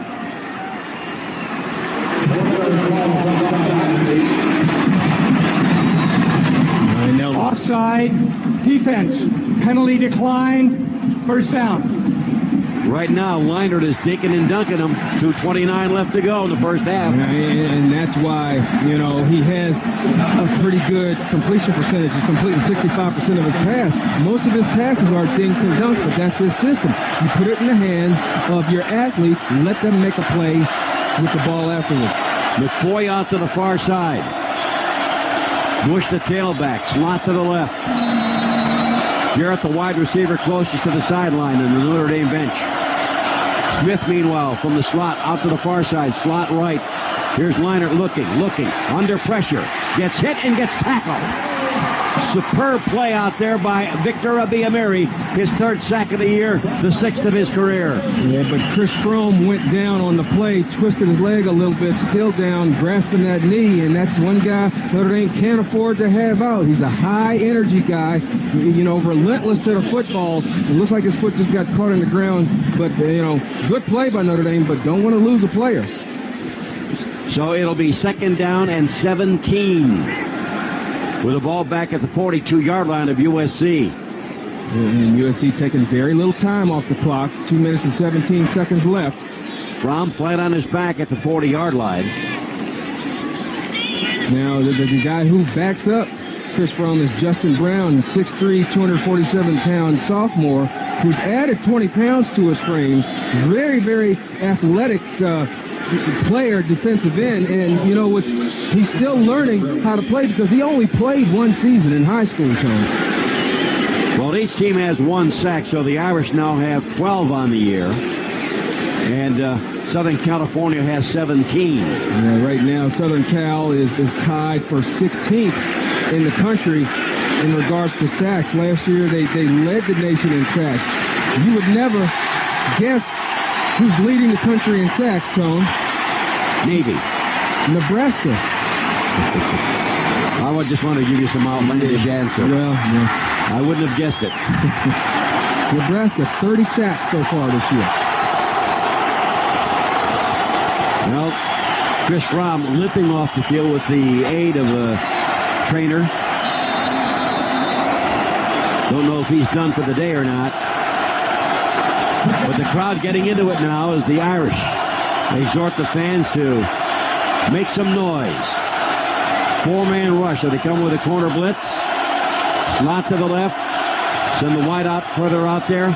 Here is the pump fake. Quick throw near side. Pass caught by Steve Smith. And he's going to be dragged down somewhere around the 42 or 43-yard line. Check that. Make it McFoy. It was 82 and not 2. So they pick up a couple of yards on the play. It'll be third down and still. About 15 to go for a first down. The ball is at the 44-yard line. I think you got to watch the middle of the field right here. This is an area where Dominic Byrd is going off the field right now, Alan. Okay, well then we got to watch one of the receivers coming over the middle. That's going to be the soft spot. USC 205. 205 on third down. Notre Dame in cover 2. Leinert hands it off. Breaking to the outside. Bush stiff arms one man and gets knocked out of bounds at about the Irish 47-yard line. Boy, he's tough. He does a great job of stiff arming. Yeah, and I'm just impressed with the power that he runs with. Everybody knows how fast he is. You give him some open space and he can light you up, but he's running with a lot of determination, a lot of power, lowering the shoulder, delivering the blows. He's bringing the wood to the party. And he's got a bad knee as well. Yeah, mild sprain last week. A couple of my USC friends tried to email me that Reggie Bush wasn't playing, and I said, so what? You got Desmond Reed. Fourth punt for Tom Malone. Sends it high, sends it deep. Zbikowski will let it bounce. It angles toward the far side, and Southern California will down it somewhere around the 8-yard line. 39-yard punt, well placed by Tom Malone. Good job, because had that backspin on it, looked like it might roll into the end zone, but it hits and just bounces back. A good break for USC, pinning Notre Dame down back by their own goal line. First down and 10 for the Irish. Things have quieted down quite a bit since the 60-yard punt return by Zbikowski to give Notre Dame a 21-14 advantage. Samardzija goes wide to the left. Travis Thomas in the backfield, along with Asaph Schwab. Southern Cal puts everybody up in the box. Here's Thomas, and he is smothered. Never got back to the line of scrimmage. Lawrence Jackson just welcomed him like a grizzly would if you were in the woods with food. The second season starting for Lawrence Jackson, and he just beat his block, got in the backfield, and the one thing that Travis Thomas did that was smart is you see a guy flash, you don't want to risk losing the football in a situation like this. Just go on down. So now the Irish have Brady Quinn on the sideline with Coach Charlie Weiss. Marcus Freeman comes back into the ball game for Notre Dame. Schwab comes out of the game. And Weiss and Quinn are in a conversation. And I think they're talking about, in this situation, 1 minute, 28 seconds left. The last thing you want to do is create a turnover. Maybe you play in a defensive mode where you just run it a couple of times, try to run time off the clock. USC has one timeout left, so they can stop the clock one more time, but it looks like they can get the ball back. The other thing is you can focus on getting the first down. That means probably having to throw the football, but if you do that, you will have a high percentage pass, and maybe you create a situation where somebody can get a run after the catch. The other thing I think is look at Maurice Stovall. John Walker cannot cover him. Go ahead and take a shot at on that side.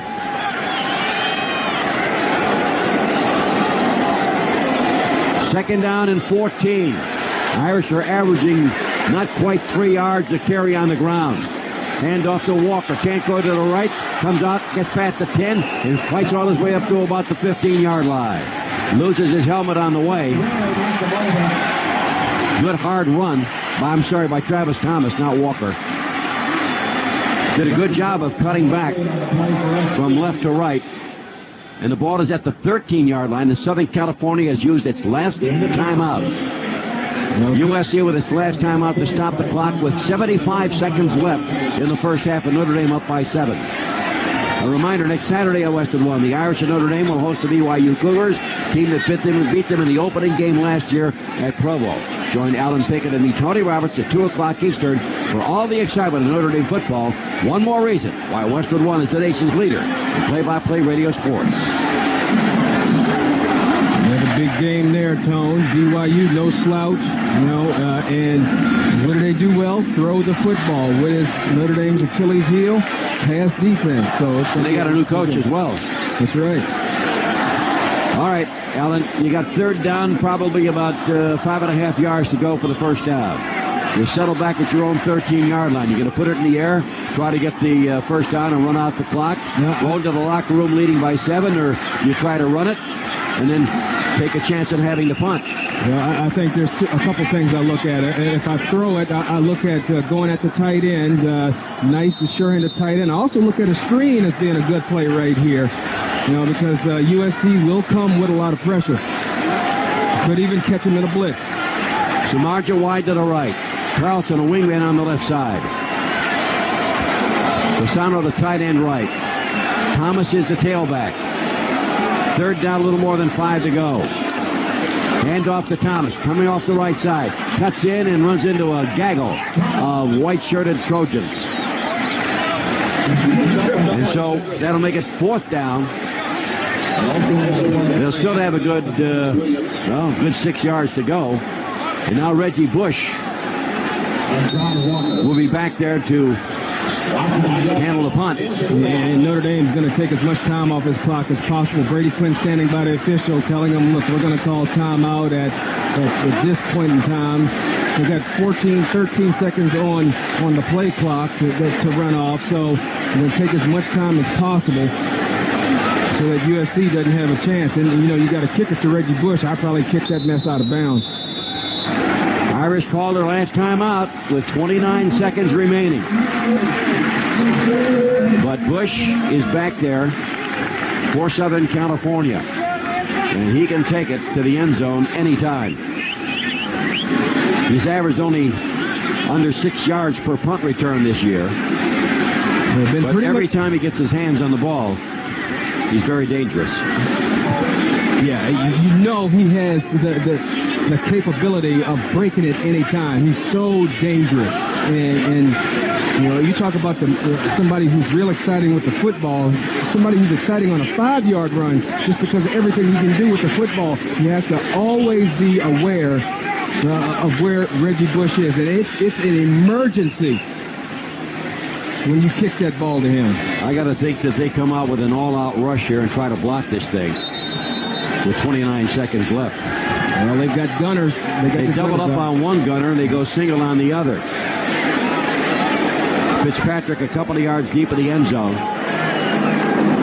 Gets the snap, gets the punt off. Returnable. Bush will take it at his 47.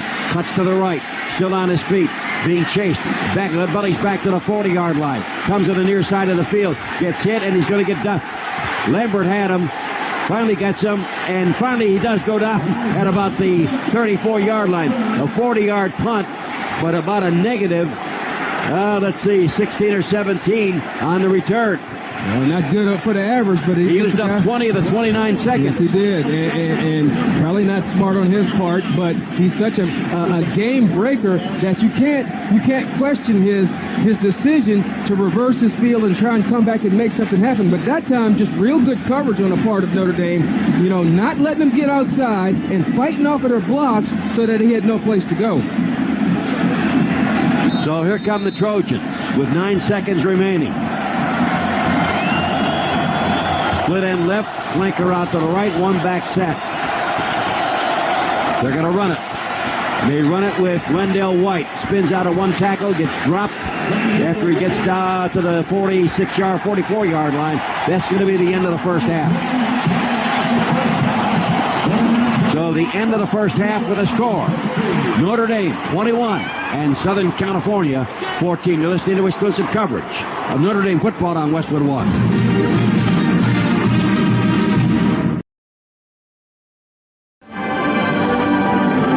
Robertson all without on Pickett here at Notre Dame Stadium, where the Irish head to the locker room out in front by a score of 21-14. Southern California scored first on a 37-yard touchdown run following a linebacker Keith Rivers interception of a Brady Quinn pass. And Bush goes in from 37 yards out to make it 7-0. Travis Thomas comes into the ball game, runs 16 yards for a touchdown for Notre Dame to tie it at 7. Next series, Southern California goes 61 yards with Wendell White going in from 4 yards out to make it 14-7. Quinn then at the top of the second quarter to Samardzija 33 yards for a touchdown to tie it at 14. And then after that, Zabikowski takes a Tom Malone punt, returns it 60 yards for a touchdown, 21-14, and that's where we stand at the moment. But this is still a very, very good Southern California football team. And they've been a second-half football team all year long, a team that has outscored the opponent 168-42 in the second half. I'm sure Charlie Weiss is going to remind them of that when they go in the locker room. So Notre Dame needs to maintain its aggressiveness, both offensively, defensively, and special teams. And we've been here the last couple of weeks with Southern California. They've gone into the locker room trailing or tied at the half, and then all of a sudden they put the hammer on you in the second half. Yeah, and you know, as a Notre Dame player, you have to be aware of that. And so the way you respond is you get a little more aggressive in the second half, knowing that they're gonna come out with all guns blazing, and you just the evidence is there for Notre Dame, and you know, a 7-point lead is nothing on USC because they do know how to come back. But what Notre Dame can do is focus on stopping the run, continuing to contain the run, and hopefully get a turnover. Well, the Irish high-powered offense has been stymied somewhat by Southern California's defense, and Notre Dame has done a fairly decent job of containing Southern California as well.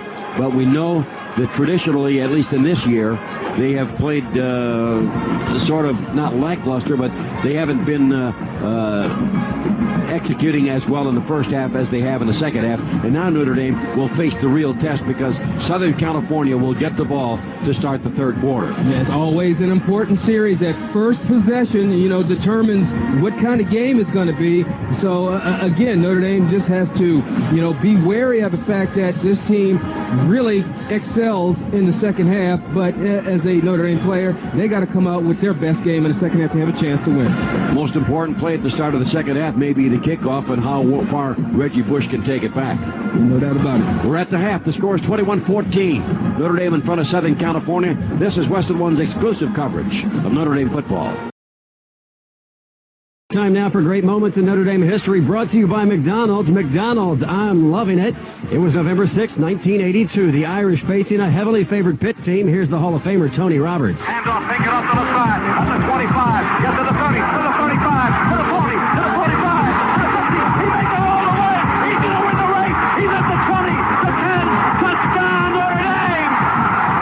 Pinkett, 76 yards. Alan Pinkett and the Irish won 31-16. You're listening to Notre Dame football on Westwood One. As we check the Sylvania College football scoreboard, brought to you by Sylvania, see the world in a little light. It's Notre Dame out in front of Southern California by a score of 21-14. Other games today: Boston College comes from behind to beat Wake Forest 35-30. Northwestern beats Purdue 34-29. The Boilermakers are 2-4. Iowa outscoring Indiana 38-21, and Rutgers over Syracuse by a score of 31-9. Other games: Texas 35, Colorado 10, Alabama 13, Mississippi 10, Miami of Florida 34, Temple 3. Penn State trails Michigan 10-0 in the third quarter. It's LSU 14, Florida 7 in the third quarter of play. 59-20 Texas Tech over Kansas State, a final, and Michigan State falls to Ohio State by a score of 35-24. California trailing Oregon State 16-14 in the third quarter. Louisville leads West Virginia 17-0 in the third. Oregon 28, Washington 7 in the third, and a final: Wisconsin 38, Minnesota 34. Our halftime score again: the Irish 21, the Trojans 14. Second half kickoff is coming up. You're listening to exclusive coverage of Notre Dame football on Westwood One. Well, the Irish have had the ball 21 more minutes than Southern California. What that translates to is Notre Dame ran off 50 plays, 26 for the Trojans. Meanwhile, the Irish had 16 first downs, Southern California 9. Southern California was outrushed 83-70 by Notre Dame, but they outpassed the Irish 149-90. So Notre Dame has 173 total yards, and Southern California has 219. 9 for 21, one interception for Brady Quinn, and 10 out of 16, one interception for Leinart. Nobody lost the ball to the fumble. However, Southern California penalized 6 times for 71 yards. Notre Dame 3 for 37. Quinn not having his best day, 9 for 21, 90 yards, and Leinart actually 10 out of 15 for 148. And Bush with 6 carries for 65 yards and a touchdown. Thomas 11 carries, 36. Walker 10 for 35. Thomas got the Irish rushing touchdown. Alan? Well, I think what sticks out to me is Reggie Bush, the 6 carries, 65 yards, and one of those was a big run, but that's what he's capable of. And the time of possession, Notre Dame has won the time of possession in every game thus far, and usually when you win time of possession, you win. All right, time now for the second half keys from you, brought to you by Chevrolet, the official car and truck of Notre Dame Athletics. How do you see it? Well, I think on offense, Notre Dame has to keep a good balance of pass and run and need to really get the first downs. And I think Notre Dame needs to probably slow the game down, but you can't go conservative. You still have to maintain your aggressiveness, but try to slow it down. And the key to that is having success, running high percentage plays. On defense, they can't allow any big plays. That's the thing that USC has been able to do in the second half, is create a lot of big plays. Got to keep everything in front of them, and they have to especially firm up that run defense. We're going to pause for station identification. This is Westwood One, your exclusive home for Notre Dame football. The Irish are set to kick off, and they'll be going from kicking off from north to south. Reggie Bush is back there. Didn't get any report on Desmond Reed, who was injured trying to field a kickoff. And he's no longer back there. Nope, but I mean, not the hit, or not the hit, but it was ugly when I got a chance to watch the replay. I mean, his knee buckled a certain way where, he did some damage. Justin Wyatt has taken his place, although he has not returned a kick or a punt this year. He is listed as one of the people who can be back there. But the most dangerous one is number 5. Number 5. Now, Justin Wyatt, no slouch, 10 400-meter guy. So he can go. Well, the shadows have covered the entire playing field here at Notre Dame Stadium. Here's the run-up by Fitzpatrick, and he sends it high and fairly deep. Bush takes it at the goal line outside the hash mark. Cuts across toward the far side. Trying to get upfield. Hit at the 10. Slides away from one tackler, but cannot get away from another, and is down at about the 10-yard line. And that's a nice tackle by Mike Richardson in the open. It's so important when he runs the football to not let him get outside. And in that particular play, Notre Dame kicking it to the far right-hand side. USC trying to, the far right-hand side, left-hand side. And USC trying to run the thing to the right. And it's just too much field to cover, and Notre Dame doing a good job staying in their lanes. Boy, and if you let him bounce outside and turn it upfield, you're in deep trouble. First down and 10 for Leinert and company. Hands it off to Lendale White. Finds a little opening, squeezes through, runs into a lot of green shirts, and is down after getting from the 10 to about the 14-yard line. Big gain of about 3. It'll be second down and 7. The key is going to be stopping Lendale White. I think you have a shot if you slow down Lendale White, because he's the one that creates most of the opportunities for Leinert with play-action passes, throwing it around to other people. He moves the chains. Well, he's back there as the lone setback. Slot to the left and a flanker out to the right. Notre Dame rushing 4. Second down and 6 from the 14-yard line. Leinert short drop, quick throw near side, pass dropped. In and out of the hands of Chris McFoy, the 6'1", 200-pound junior from Chino, California. Chris McFoy started the first 9 games last year for USC. Steve Smith was hurt, but as soon as Steve Smith got healthy, they put him back in.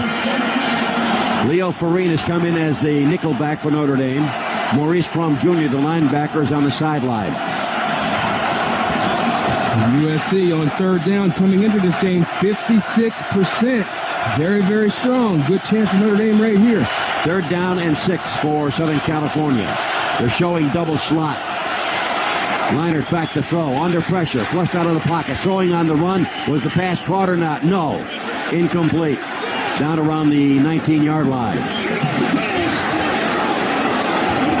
Well, they're calling it a catch, but they're still saying it's fourth down. Well, it was a catch then.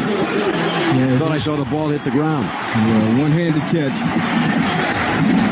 Well, is Pete Carroll going to gamble? Nope, he's going to send the punting unit out. It's fourth down and about a foot to go for a first down at the 19-yard line. And I wouldn't put it past USC to fake right here. Although it's a dangerous area to do it. They whistle the play dead. Prior to the snap, timeout. USC, their first charge timeout of the half. Wow. You're about a minute and 30 seconds into the second half, and you call your first timeout. Could be costly right there. 21-14, Notre Dame over Southern California. This is Western One's exclusive coverage of Notre Dame football. Whether you're in South Bend to visit the College Football Hall of Fame or attend a Notre Dame game, be sure to stay at the Fairfield Inn by Marriott in Mishawaka. Western One crew does, and you should as well. Special thanks to General Manager Steve Troyer and the cookie lady, Amanda. And how many did you ingest yesterday? I had about 8 of them on a plate when I went to my room. They hooked the brother up by leaving them, and they were the moist ones where the chocolate was just runny, and oh, it was good. You and our resident producer from New York, Howard Deneroff, another cookie lover. You guys need a job on Sesame Street. We are the cookie monsters. Well, Pete Carroll changed his mind. Fourth down, a foot to go. Well, you would think that Matt Leinart could lean over for the first down. Right, and you got the number 1 ranked rushing unit in the country. You think that they could get a yard. Well, when Carroll pulled his group off, Charlie pulled his group off and talked to them a second time with Coach Rick Mitter. You know, and I don't know if this is an area where they try to get a cheap one, draw Notre Dame off. Well, here's where you have to be disciplined. Right. We see that Ronald Talley, the 261-pound sophomore from Oak Park, Michigan, is in there. Quarterback sneak. Did he make it? I don't think he made it, Tone. Boy, it's close. It is really close. Boy, you talk about if it's a right foot on the right side by the linesman, he doesn't get it.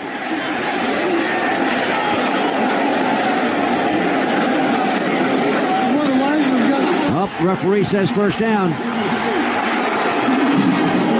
They got it on this forward progress. So it's first down just beyond the 20-yard line length of the football. First and 10 for Southern California. So their drive will continue here.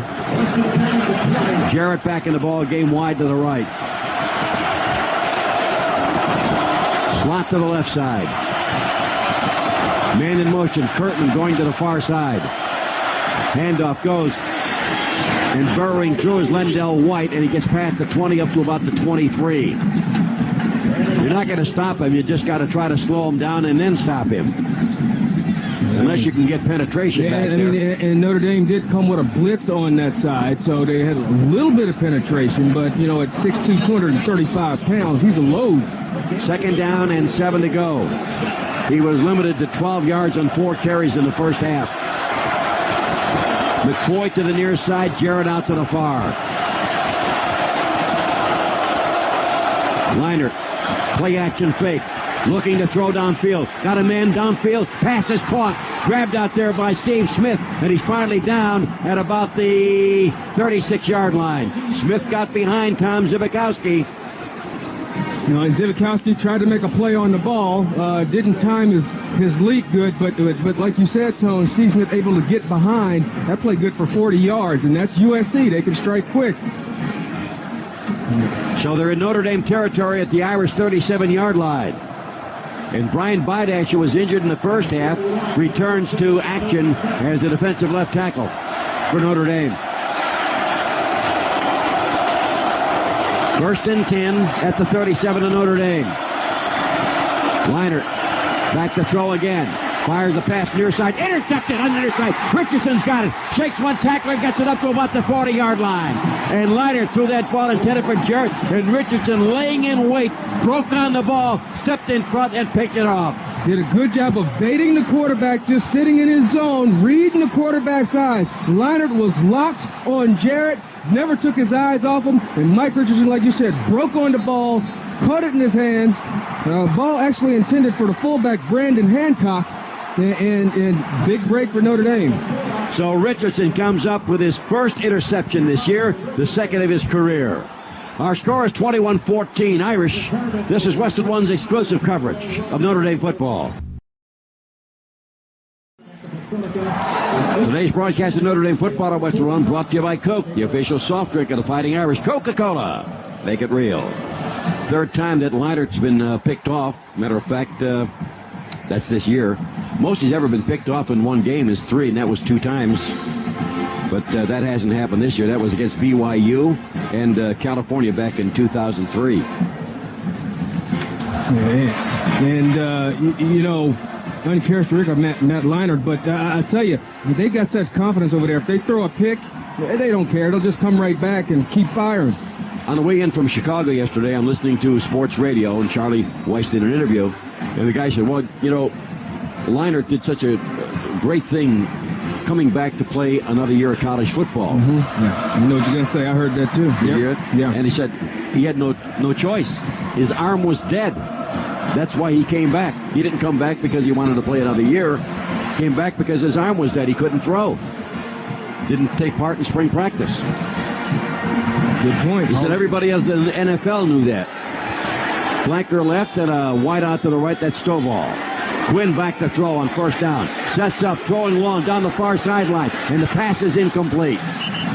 Samardzija tried to get away from John Walker, could not sneak around him to catch the ball, which was underthrown.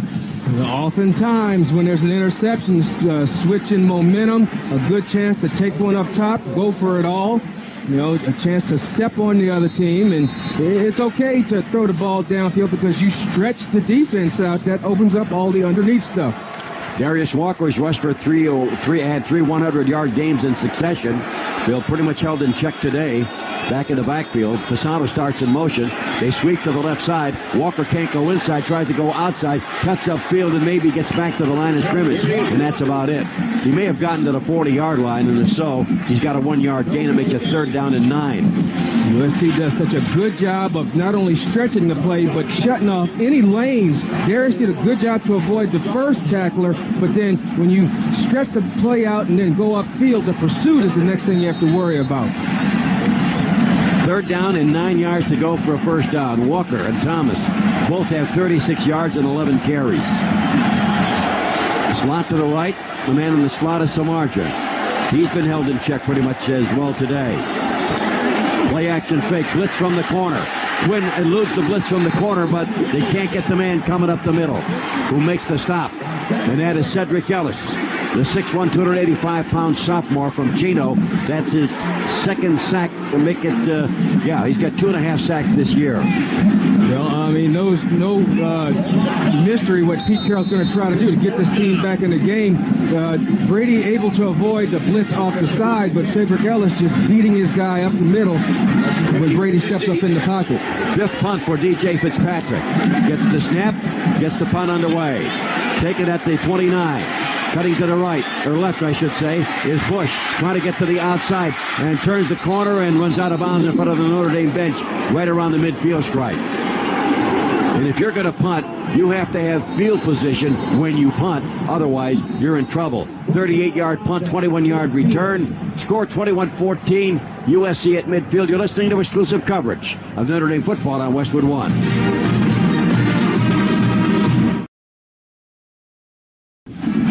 Tony Roberts along with Alan Pickett here at Notre Dame Stadium. The first of 5 consecutive weeks that Notre Dame will be playing at home. And then the final game, of course, at Stanford out the West Coast. Looking for new styles and fits in jeans at a price you can afford. Look for Wrangler Jeans Company, a new generation of Wrangler and the official jeans of Dale Earnhardt Jr. Wrangler Jeans. New fits, new comfort, new styles. In Southern California, in great field position at the 50-yard line. Only half the field to traverse, a short field for them. Opens up the playbook, allowing them to do a lot of things, and they only need a couple first downs to get in field goal range. Lendell White is the man who is the tailback. David Kurtman is the fullback. That's the I tandem. Split end right, flanker out to the left. Steve Smith, hand off to Lendell White, can't go to the left, comes out to the other side, being chased, gets to the 50, down to the 45-yard line. They had him dead to right for a loss, and he still managed to get away. Like a runaway Mack truck. He picks up 5. And Matt Leonard sacrificing himself going out the block. He laid on the ground for a little bit. He doesn't need to be sacrificing himself like that. But he took one for the team right there. Well, Lendell White goes to the sideline. And that means that Reggie Bush is back in. So they get you one way or another. Jarrett out to the far side and Chris McCoy out to the near as the flanker. Again, the I tandem. Kurtman stays in at fullback.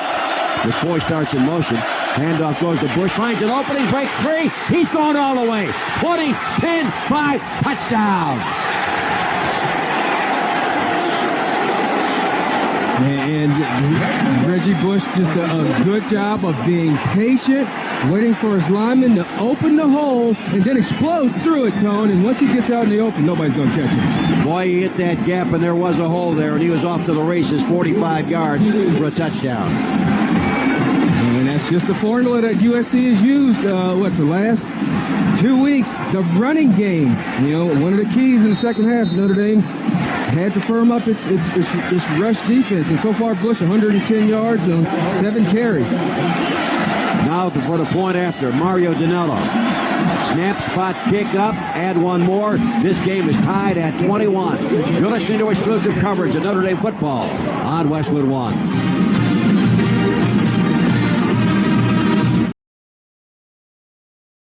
5 straight 100-yard rushing games for Reggie Bush, Arkansas, Oregon, Arizona State, and Arizona. He now has 8 for his career. 2 nice long touchdown runs for this game. And for every touchdown scored inside the red zone this afternoon, Milwaukee Electric Tool will make a donation to Habitat for Humanity. Milwaukee Electric Tool. Look for the red zone at your local industrial construction supplier or home improvement retailer. Well, in time for Notre Dame to answer, and one of the things they're doing differently, they've got Chase Anastasio back deep along with David Grimes. Usually they have Brandon Harris back, who's averaging 17.7, but Chase with good speed. They actually did some returns last year. Well, you know, we talked about their quick strike capability. Yeah. 50 yards in 2 plays, 61 in 3, 50 in 2. That's what they'll do to you. No, you can take time of possession and you can do with it what you want. Right. You're going to get a lot of plays. But when they have that kind of capability and that kind of speed, time of possession doesn't mean a lot. Yeah, it's what you do with the time of possession, not how much time you have it. And Notre Dame knows that. If they're gonna chew up the clock, you gotta score. Does this signal send Notre Dame a signal that, okay, we're in the second half now, we're going to really put it in high gear? Okay, coming down to Grimes. Grimes takes it at the 4 outside the hash mark. 10-15, gets up past the 20 to about the 25 or so. They're very close to it. Maybe the 26. Nice return by David Grimes. Yeah, when you catch it down by the goal line, any return past the 20 is a positive. Well, you know what, Ellen?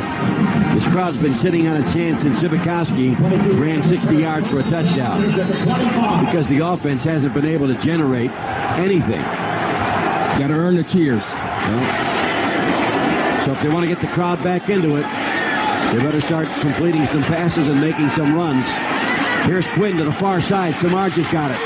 Shakes, tries to get rid of one tackler and gets hit at about the 33-yard line. His 3rd catch of the game. Yeah, and Notre Dame with the no-huddle offense. Started it. Yep. Nope. Confused Pinkett. So Stovall comes out. Walker exits. Bashana was in there at 1 receiver spot. Samardzic stays in. So the Irish going double tight end here. With a flanker out to the right. And Travis Thomas back in at tailback. Long count, hand off to Thomas, looks for the opening and gets, well, maybe to the line of scrimmage, and that's about it. Boy, he thought he saw a gap there, and all of a sudden, there were 2 white-shirted Trojans there to fill it up.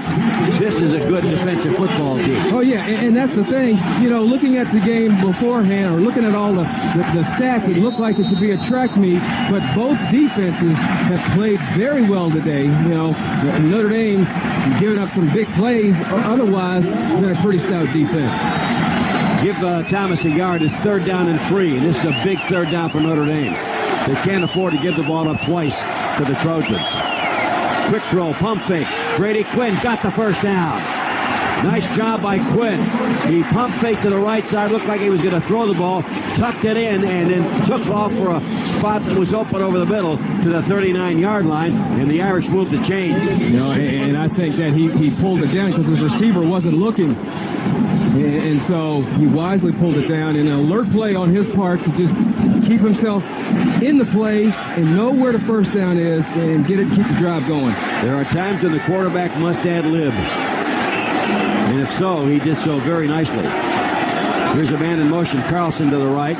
Quinn looking, throwing to the near side, pass off the mark. Too high for Carlson. And Carlson running out to the right, you know, as you run that route, if you drift, it makes it a tough play for a quarterback. You have to flatten your route out. You know, it's just a little thing, but, you know, the quarterback is sitting back there wondering, okay, are you going to keep drifting or are you going to flatten it? And I got to decide where to put the ball, and at the same time, got somebody breathing down my neck.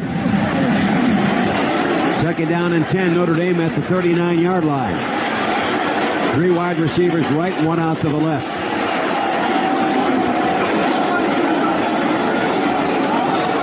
Here is Walker trying to get to the outside on the near side. He gets knocked out of bounds.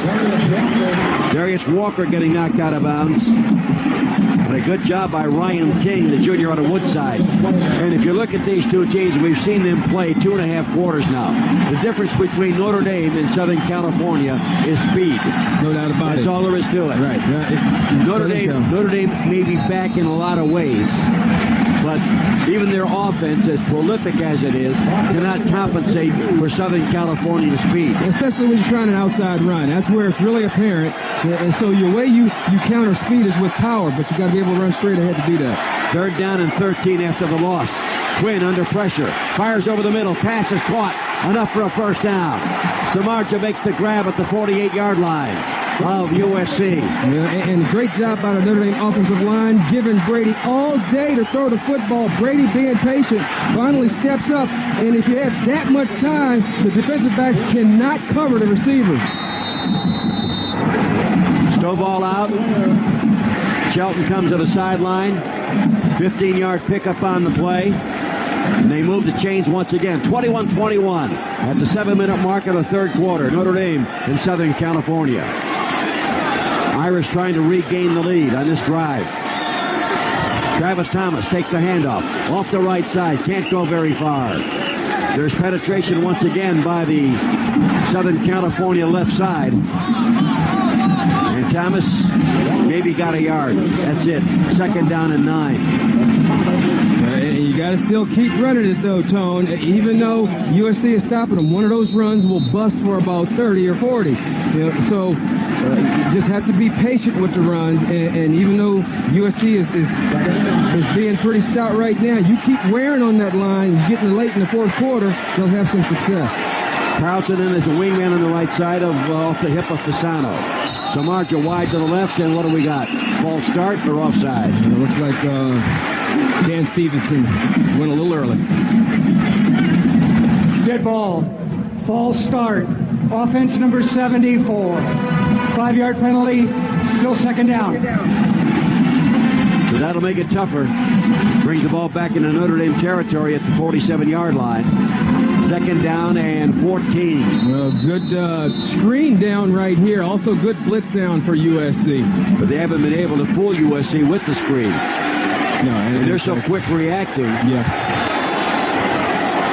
Swapping at fullback offset to the right. Thomas the tailback. Quinn to throw. Looking. Fires the pass. He's got a man open. Fasano. 30. Ball knocked away from him, and it's recovered by USC. It's Keith Rivers who has it, and he is down at about the 4-yard line. Fasano made the catch and had the ball knocked out of his grasp. Unfortunate for Fasano. You know, you always have to be aware when you're running the football, the strip, and really a textbook takeaway by USC. You just come from behind and swat underneath. That knocks the ball out. So Rivers with his 2nd takeaway today, a fumble recovery, and Southern California has the ball deep in their own territory. They're at the 6-yard line. And Darnell Bing, the guy who knocked the ball loose for USC and averts a good field position and a good play by Notre Dame. Got a break in the action with a score 21-all. You're listening to exclusive coverage of Notre Dame football on Westwood One.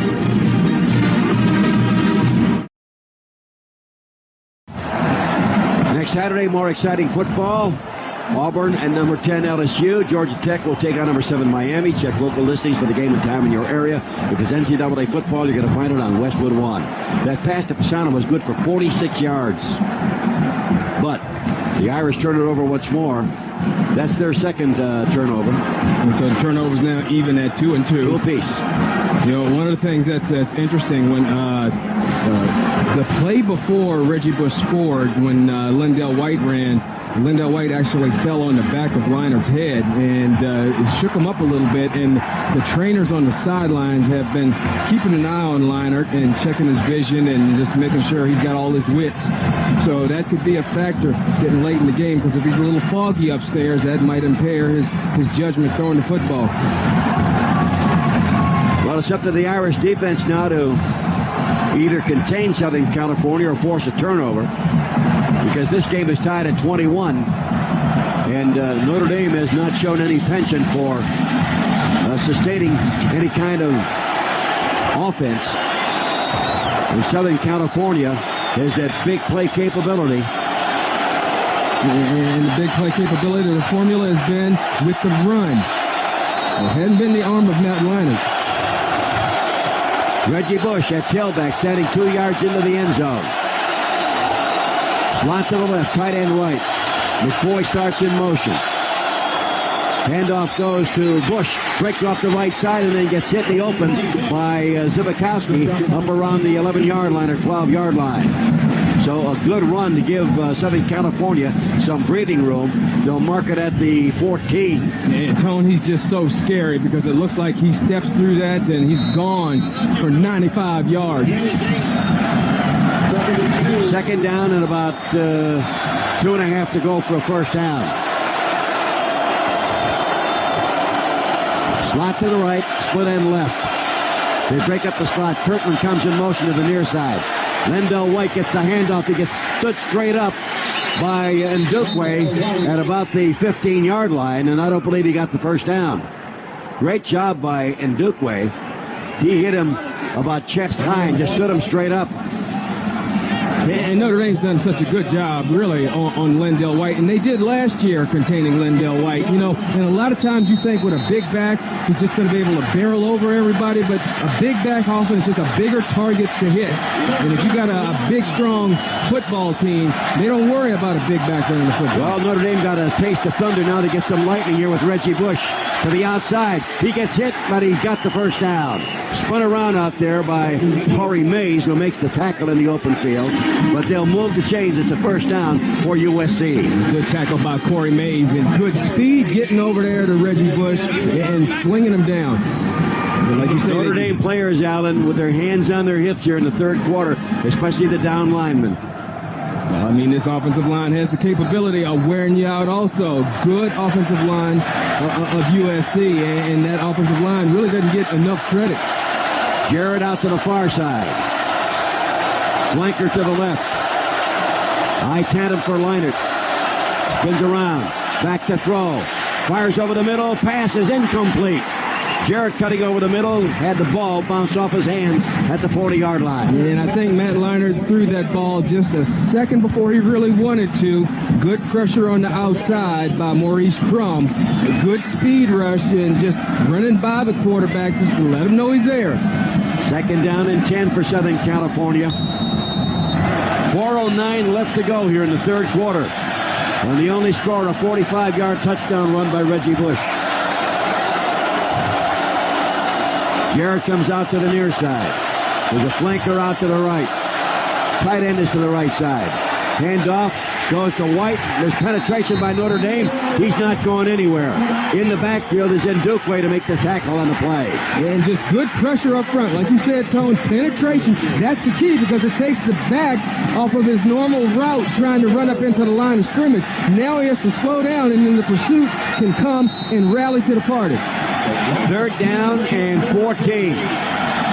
This may be the biggest third down of the game. And you just got to be always wary. And, you know, it might be a play where they try to get Reggie Bush loose. Jarrett out to the far side. McCoy and Smith out to the near. One back set. Back to throw. Leinart pumps, looks, throws, pass, incomplete.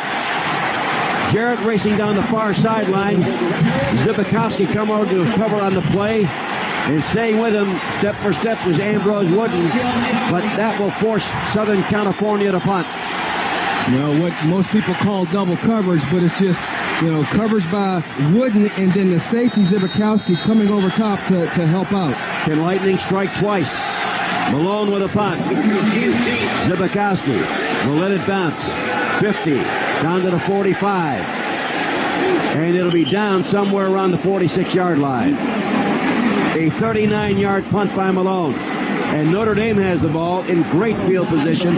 First and 10 at the 46. Very good field position, and really a chance to try and cash in against USC. Had started moving the ball last series, but had the fumble. You know, I think you still have confidence as an offense knowing that, okay, we just screwed up that time. Let's settle down, make the plays, and just secure the ball. Well, looking on the bright side, Southern California didn't make them pay for the gap. Yes, that's right. And usually a good team will make you pay whenever you make a mistake. Slot to the left with Samardzija in the slot. Hand off to Walker. Walker off the left side. Gets to the 50-yard line. Maybe down to the 49 of USC. That'll be a gain of a good 4. 2nd down and 6 for the Irish. And good blocking that time. Ryan Harris, Dan Sand. Since you're getting some push, you get later in the game, Tone, with these big boys leaning on you, that creates more running opportunities. Darius Walker and Travis Thomas are still tied. 13 carries, 38 yards each. I'd like to see him tied at 100 yards each. Yeah, that's true, but 2nd down and 6. Slot to the right. Hand off Walker, off the right side. Cuts back, looking for a little running room. Moves upfield a couple of steps. Somebody lost a shoe out there. Went sailing through the air up to the 42-yard line of Notre Dame. It was Darius Walker. Travis Thomas will spell him. And now we got 3rd down, Allen, and a long 4 to go. Notre Dame is a comfortable 3rd down position. Notre Dame won the year 47% on 3rd down. That's pretty good. And part of having a good 3rd down conversion rate is having manageable 3rd downs. Irish are 7 out of 14 in this game, and David Grimes has come in. So it's 5 out. 3 wides left, 2 out to the right. Back to throw, quick throw, near side, pass caught. Grabbed there by Maurice Stovall. And Stovall just did a great job of using his body, shielding the defender away from the football and securing it with his hands and continuing to run just a little bit, because when he caught the ball, probably wouldn't have been a 1st down, but he lurched his body forward to make sure that they moved the sticks. Stovall's 2nd catch of the game. 1st and 10 Notre Dame at the Southern California 43-yard line. 1:30 left to go, and the clock winding down in the 3rd quarter. Game tied at 21. One back set. Off to the right is Travis Thomas.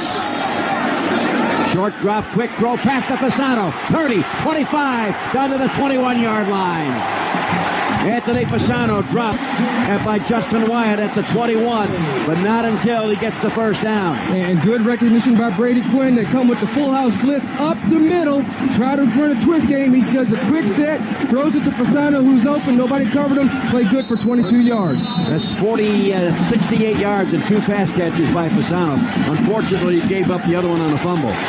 Well, and you try to get the ball in the hands of a guy who made a bad play to give him a chance to make a good play, and he usually will. 3 catches, 80 yards for Anthony Fasano. 3 wides to the left. Quinn to throw. Looking. Cuts to the right. Gonna run. 20. He's down to the 15, and he steps out of bounds at about the 15 or 16-yard line. Good coverage that time by USC. Nobody open. Notre Dame trying to work the left side of the end zone. But USC with enough people back, and when you get down in this red zone, the field shrinks on you a little bit. I don't think Notre Dame has faced a tougher defense in this one, Alan. And maybe it's because of their speed and they react so quickly. Right, and the way you counter speed is you've got to hammer them. But that remains to be seen. I think the 4th quarter will really tell the tale. If Notre Dame can sustain any type of running game, leaning on those guys. Fasano lines up as the fullback now in front of Travis Thomas. Then moves over to tight end left. Carlson on the wing on the right starts in motion. Toss to Thomas. Cuts in. Thomas still on his feet and gets inside the 15 down to the 14-yard line. He'll pick up a couple of yards on the play. That's going to leave it at 3rd down and long. A good 4 or so to go for the 1st down. Thomas got good stretch on that play. Maybe committed a little early on the sweep. You want to make the defense try to declare a little bit more. But USC with a good job of, when they chase from behind, stay in their lanes. 3rd down and 3 for Notre Dame. And at the USC 14. And Notre Dame's just going to let the clock run out and just get ready for the 4th quarter. That'll be the final play of the 3rd quarter with this game tied at 21-21. You're listening to exclusive coverage of Notre Dame football on Westwood One. With 58 minutes remaining in the game, the score tied at 21. Start of the 4th quarter brought to you by Geico Insurance. 15 minutes could save you 15% on car insurance. Third quarter numbers. Notre Dame 21st down, Southern California 13. The Irish 97 yards on the ground, USC 137. 185 yards passing for Notre Dame, 194 for USC. 282 total for the Irish, 331 for the Trojans. 14 out of 28 for Brady Quinn, intercepted one time. 12 out of 22 for a couple of passers for Southern California. The Irish lost the ball one time on an interception, one time on a fumble. Liner's been picked off twice. 4 penalties for Notre Dame, 42. 6 against Southern California for 71. Notre Dame 67 offensive plays. Southern California 42. But right now, the Irish looking at 3rd down and 3 at the 14-yard line of the Trojans. You know, in the red zone this year, 18 trips, 16 scores, 14 touchdowns. You know, you get in the red zone, you got to cash in with a score, first of all, but you really need to emphasize getting the 6. Well, Quinn has thrown 1 touchdown pass today, a 33-yarder to Samardzija. Southern California's points have come on 2 brilliant runs by Reggie Bush, 37 and 45 yards, and then White going in from 4 yards out. The rest of the Irish scores, Thomas with a 16-yard run for a touchdown, and Zubikowski with a 60-yard punt return for a score. But a nice, manageable distance on 3rd down again. Asaph Schwab is back in the backfield, offset to the left. Travis Thomas is the tailback. 3rd down and 3. Samardzija wide to the left. Carlson, a wingman on the right side. Play action fake. Throw to Samardzija in the end zone. Does he get it? Yes. Is he out of bounds? No. Yes. He's out of bounds. He made the catch. The throw was too long. Just a teeny bit long, Tone, but a good pass by Brady Quinn. They've got the height advantage right there, and Samardzija knows how to go up and get the ball. Did make the catch, but just a little long. First field goal, try of the game coming up. If the Irish convert, they've got the lead.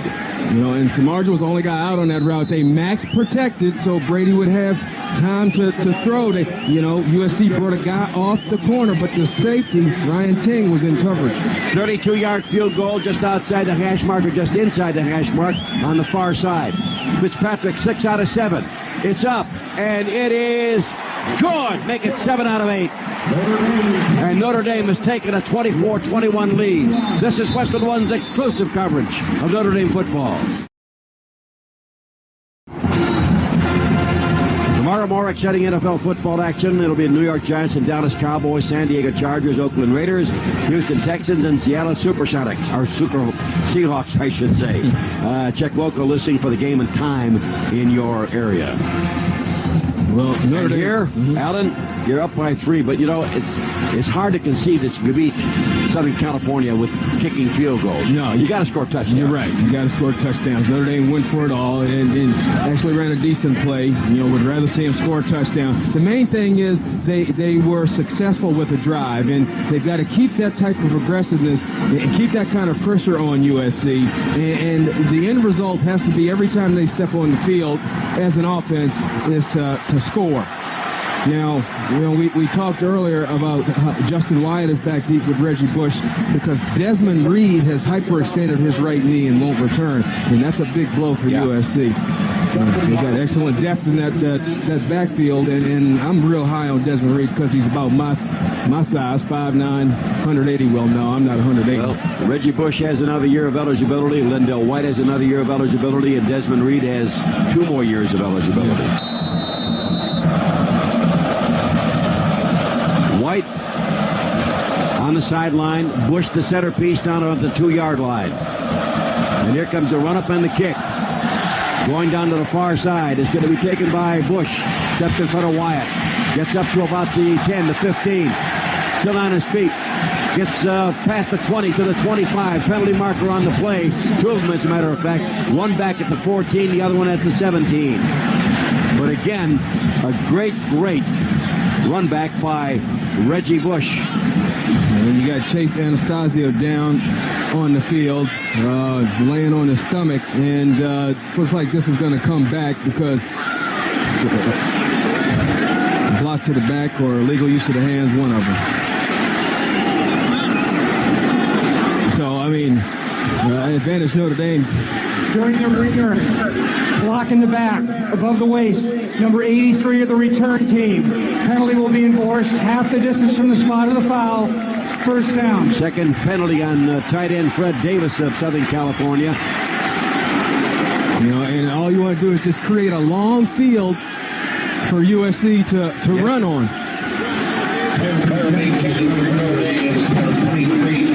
Chase Anastasio still down on the field. You know, was a special team captain one time this year and blocked a punt against Washington, I think it was, this year. And he is still down on the playing field, flat on his chest. He's finally rolled over. Score's tied at 21 with 14:41 left to go. This is Westwood One's exclusive coverage of Notre Dame football. When I misspoke, I said the score was tied at 21. It's 24-21 Notre Dame on Fitzpatrick's 32-yard field goal. And the good news is that Chase Anastasio got up and walked off the field under his own power, although a little bit wobbly, Alan. Yeah, and doesn't look like there's anything to his lower body, so that's a good sign because usually you can withstand anything to your upper body. You just don't ever want to damage your wheels. Well, right now the ball has been walked back to the 8-yard line because of a block in the back. That was the call against Southern California. And they're in the portion of the stadium where, you know, they're next to the students, and so you know that the students are going to act as that 12th man with the noise, try to cause some confusion with Matt Leinart. Trevor Law's in there along with Victor Abiamiri, Ronald Talley, and Derek Landry. Those are the 4 down linemen. The linebackers are Brandon Hoyt, Corey Mays, and Maurice Crum. Corners Ambrose Wooden, Mike Richardson, who has a pass interception. Tom Zibikowski and Shinadam and Dukwe are the safeties. First down and 10. Hand off to Bush.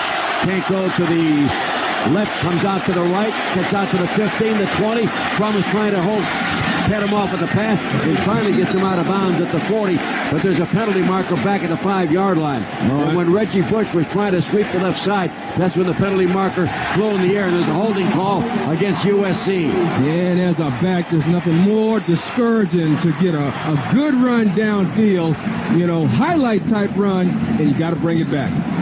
Boy, Reggie Bush is just dynamite. That's the 8th USC penalty. Holding, offense number 67. Half the distance from the previous spot. Replay, first down. That's right. Ryan Khalil, the 6'3", 285-pound junior center from Corona, California. That'll send it back to the 5-yard line. Ryan Khalil's his second season as a starter. You know, his dad played in the USFL, so he got operating on the gene pool. McCoy out to the far side. Jarrett out to the near, or Smith. Here's a loft pass down the near sideline. The pass is incomplete. In and out of the hands of Dwayne Jarrett at the 35-yard line. You know, and a very good throw. Leinart getting the ball where only his receiver can get a good coverage by Ambrose Wooden, but Jarrett with the height advantage just a teeny bit long. So now it becomes second down and 13 for Southern California. Into the game is Chris McCoy for the Trojans. Coming out is Patrick Turner, the freshman out of Upland, California. And this is a time where the students really need to bring on the noise. Smith to the left. McCoy wide to the right. Leinart hands it off to Bush. There might have been nice stuff inside the 5-yard line. Derek Landry getting in to make the stop on the play. And that was a good play by Derek Landry, just staying at home, just mirroring his offensive lineman and then reacting to the football. Coming out of the game is Corey Mays. Entering the game is Leo Perrine. If you don't think this game doesn't mean anything to Derek Landry, he lives in Concord, California, so he's got to hear all that USC stuff when he goes home. 33% on third down for Southern California today. 3 of 9. McCoy wide to the left. Slot to the right. Back at the 4. Leinart takes the snap. back to the end zone, under pressure, fires a pass, gets hit as he throws by Maurice Plum Jr. The pass is off the mark, and the Irish are going to force USC to punt. Woo, Tone, I tell you what, you talk about speed coming through there. He found the gap and came through, and Leonard couldn't even get the ball off and able to get a good shot on Matt Leonard. Zibikowski standing at the Southern California 49-yard line. Tom Malone, the punter for USC, 9 yards deep. One more step, he's out of the end zone. Snap, and the boot, a beauty. Sends Zibikowski over to the far side. Takes it at the 40-yard line. Cuts back up. Oh, there's going to be a block in the back penalty against Notre Dame. And it's going to be against Lambert, I believe. A 50-yard punt. And a nice run back down to the 40-yard line is going to be negated. What a heck of a punt by Tom Malone. And, you know, he doesn't even get ranked because he hasn't had enough punts. You know, but like you say, a real good average, career average of 44.5, and got off a beauty. And it was wind dated a little bit, but he produced, and he had an opportunity to do it. Lambert getting an earful from special teams coach Brian Polian. During the return, illegal block in the back above the waist, number 20 of the return team. 10-yard penalty from the spot of the foul. First down. Great punt by Tom Malone, though, when he had to have it. It's 24-21. Notre Dame in front of Southern California. 13:22 left to go in the fourth quarter. You're listening to exclusive coverage of Notre Dame football on Westwood One.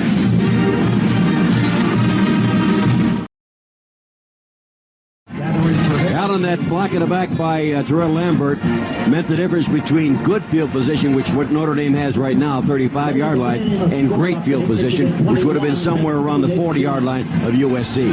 Right. You know, that's why penalties are so costly, because field position in a game of this magnitude makes such a difference. Now, as an offense, you just settle down and you realize you got to just drive it a little bit longer, but nothing changes in terms of what your focus is and what your purpose is out there, and that's to put the ball in the end zone. First downs and take time off the clock. And eventually find the land of 6. Right, and they found a little success now, hitting Fasano, throwing the ball a little bit, and the running is starting to get just a teeny bit better. Stovall to the right, Samardzija flank to the left. I tandem. Toss to Walker. Walker off the right side, gets hit from behind. Boy, Travis Toffee was in that backfield and on Walker's back before you could say Darius Walker. He was all over it. Sideline to sideline. USC very good pursuing the football and able to fight off the blocks. And Darius just lucky to get back to the line of scrimmage, and he actually looks like a yard or two out of the fence.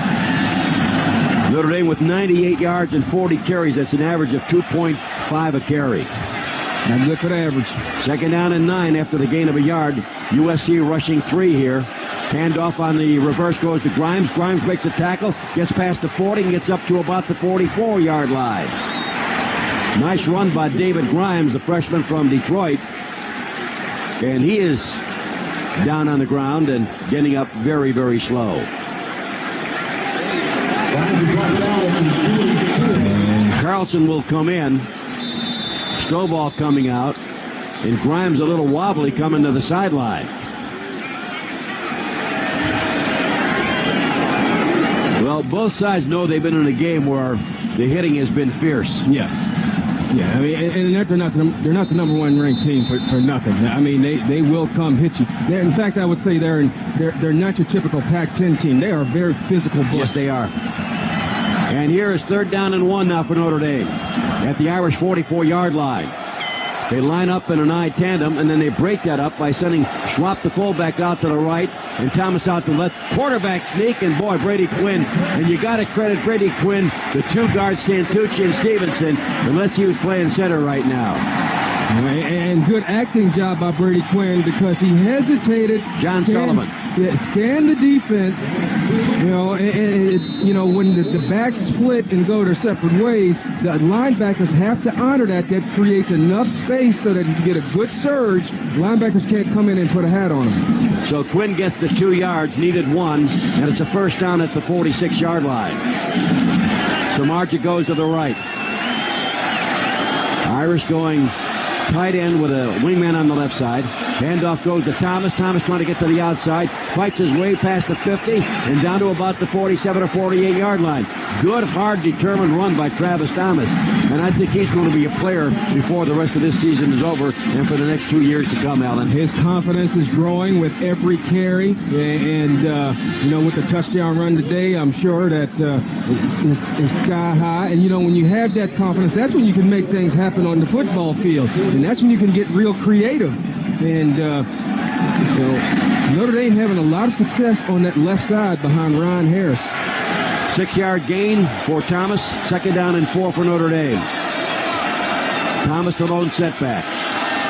Samardzija out to the right. Thomas on the handoff. Finds the opening and fights his way very close to a first down inside the 45 down to about the 43.5-yard line. And from here, he's got the first down.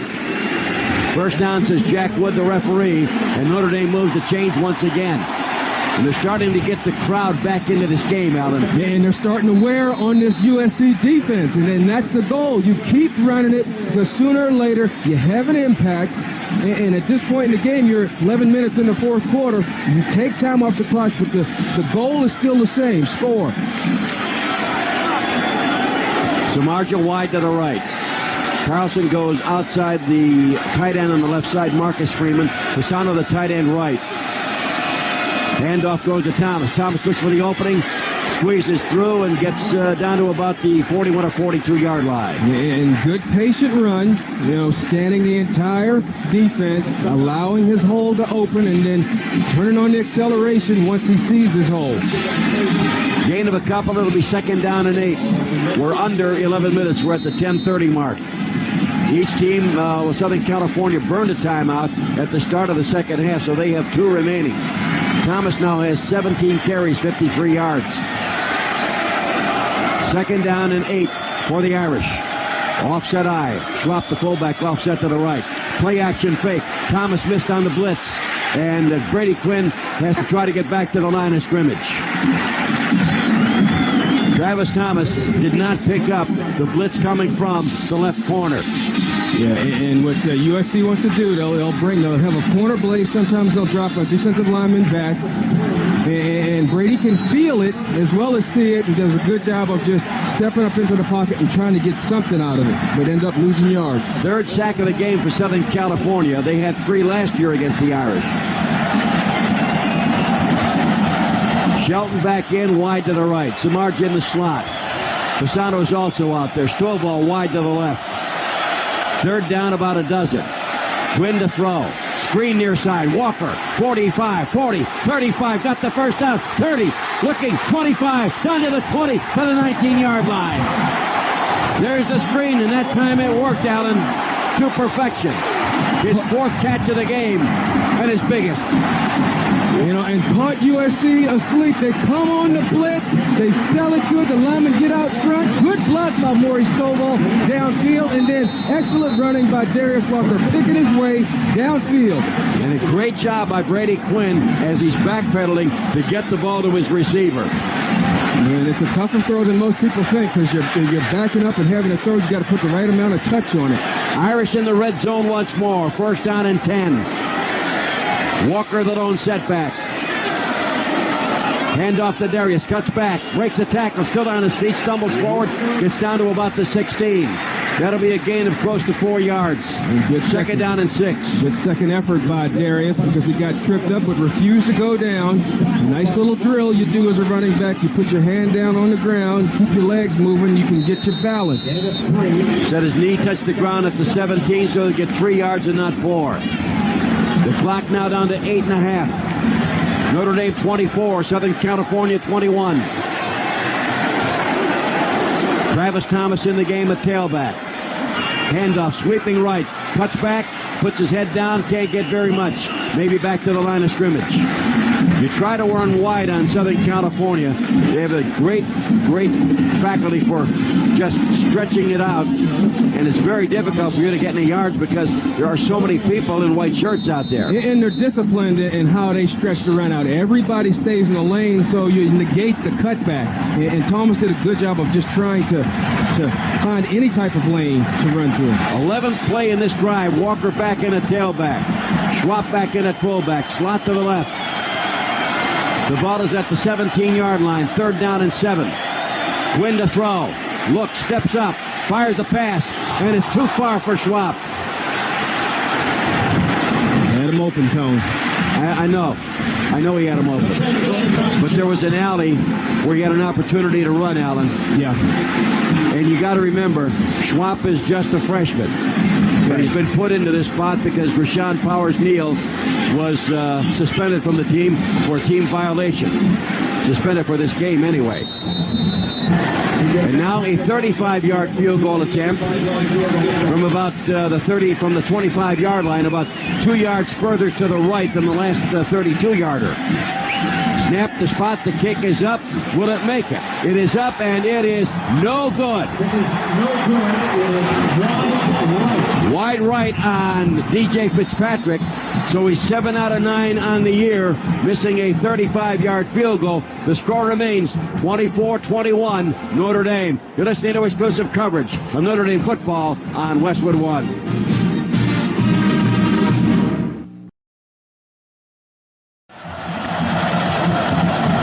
And I see USC team opposite the student section, and the students trying to bring the noise, and Notre Dame not successful because they did take a lot of time off the clock, but you got to score in the process. And now it's back on the defense, but the defense has actually done a pretty good job, because USC came in here as the #1 ranked total offense, averaging 640 yards a game. So far, they've got 330. And it ain't over. Well, the Irish haven't approximated their offense either. I'm not sure they still have 100 yards rushing in this game. Well, and for a game that everybody thought was just going to be lit up with so much offense, the defenses have risen up. Leinert with Lendale White at tailback. Wideouts on both sides. Leinert back to throw. Fires the pass. It is caught on the far side. Nice grab by Steve Smith. And that's good for about 12 yards to the first down, up to around the 32 or 33-yard line. That's his 4th catch of the game and his 31st of the year. And good play by Matt Leinert. Got good protection and just simple pitch and catch. You got to give the receiver a little bit of cushion. He squares out the route. Mike Richardson good with a solid tackle at the end. Wide again with David Kurtman, the fullback, offset to the left. Split end left flanker out to the right. That's Reggie Bush. Play action fake. Throwing long downfield. They've got a man. They got Steve Smith, and the pass is too long. And I'll tell you what, Alan, if Leinert pulls that ball back and throws it out into the left flat, right in front of the Southern California bench, Reggie Bush, who was the flanker out on the right side, came right behind like to make it a reverse. Right. He was wide open. Yeah, but he had an open guy. A decent coverage by Richardson, but he was going for the home run right there. But they'll remember that. 2nd down and 10. McFoy wide to the left, and Jarrett comes out to the right. Man in motion to the right. Quick throw, near side, pass deflected, almost intercepted off the hands of Maurice Crum Jr. And good job that time by Victor Abiamiri, getting in to maybe make that pass go off a little bit. Good pressure all day by the front 4. 3rd down and 10 for Southern California, trailing by 3 with 7:12 left to go in the 4th quarter. Jarrett wide to the left. He'll be taken by Ambrose Wooden. And they've got the tight end Dominic Bird also out wide. 3 wide receivers out to the right, including Bird. They're coming with the safety blitz. Here's the throw to the far side. The pass is caught And it's going to be enough for a first down up around the 43-yard line. Again, Jarrett making the catch for Southern California. And you got to respect the speed of Jarrett. Just a nice comeback route. He stretches the route upfield, and then Notre Dame late with the blitz. And he just, good comeback, but good coverage by Wooden, being able to break on the ball and tackle him right on the spot. First and 10, Trojans at the 44-yard line. Leinert on the handoff to Reggie Bush. Bush to the 50, Bush down to the 45, Bush down to the 40, and out of bounds at a 39-yard line. Out of reverse to Reggie Bush. And I tell you, Tone, you just give him a little bit of room, he can make something happen. Just great speed. So Reggie Bush picks up 17 big yards on the play. And now the Trojans have their offense in gear. Mario Danello, 2 out of 3 on field goals this year, if it resorts to that, as long as being a 36-yarder.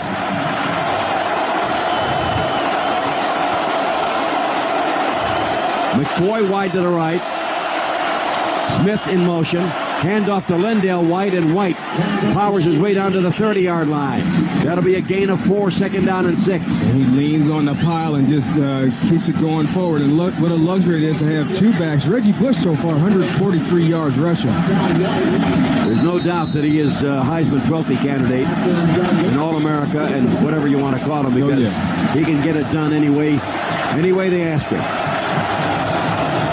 McFoy and Jarrett wide to the left. Smith comes out to the right. Bush is the lone setback. The tight end is on the right side. Here is Leinert looking, man wide open. Catch made on the far side at the 22-yard line, and down at about the 16 is McFoy. McFoy just goes out, sits right by the sideline. The defensive back just drifts back in the zone. And Leinert able to scan the entire field, come back and hit his receiver. Well, it's that time again for some red zone magic, my friend. Yeah. They're in the red zone by a yard at the 19-yard line. And they make it happen again. 6:16 remaining. High tandem. Bush the tailback. Kirkman the fullback. Handoff to Bush. Gets hit and is dropped.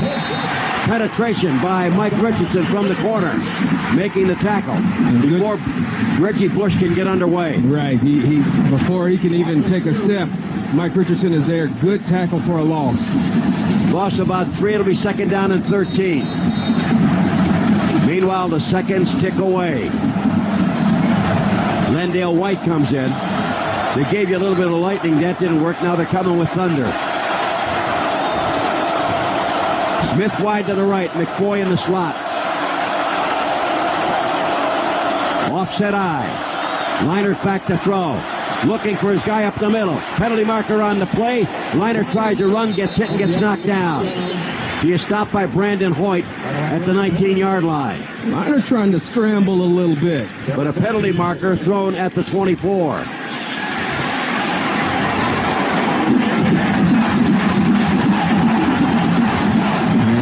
Personal foul called against Notre Dame, but have to wait and see. I'm not. Maybe it's a holding call.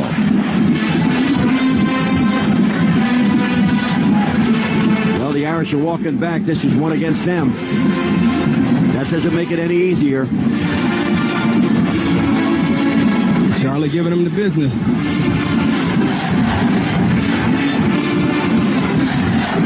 Charlie's usually mild, but when he's on the officials, he works it. Foul. Defense, number 66. Penalty will be enforced half the distance from the end of the run. Automatic first down. Foul is on Derek Landry. Oh, must have been a blow to the head or something. So the ball will be at the 9-yard line. First down and goal to go Southern California. Trailing by 3, 24-21. You know, I'm watching the replay, and I can't see. Smith and McFoy, the wideouts. Double flanker, one-man set. Bush, tailback, opening left side, 10, 5, he'll score. Touchdown, USC. His third touchdown of the game, a 9-yard run. and it's 27-24. Trojans, 80 yards in 9 plays. All he needs is a crease, Tone, and he's gone, and he gets a good block. He springs it out, and once he gets to the outside, you're just not going to catch him. He has been the difference in this game. 3 touchdowns so far. But plenty of time for Notre Dame with 5 minutes and 9 seconds on the clock. Now, Mario Donato has made every PAT this season. He's got 39 out of 39. The snap, the spot, the kick is up. It's good. They get 40 for 40. Breaking the action with a score. USC 28 and Notre Dame 24. You're listening to exclusive coverage of Notre Dame football on Westwood One.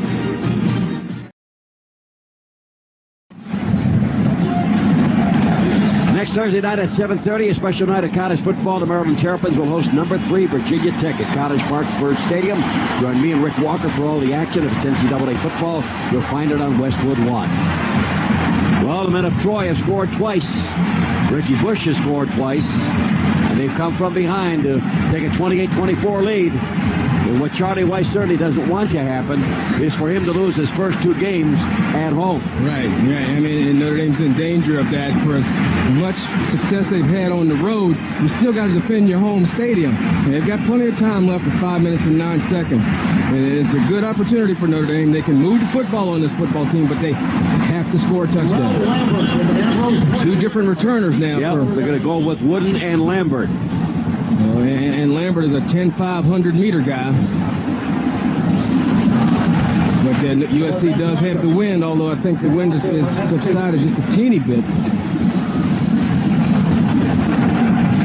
Now Pete Carroll over on the sideline, I saw him running down, and he's talking to his defense out there. Reggie Bush with 149 yards and 13 carries. Not bad. Good average.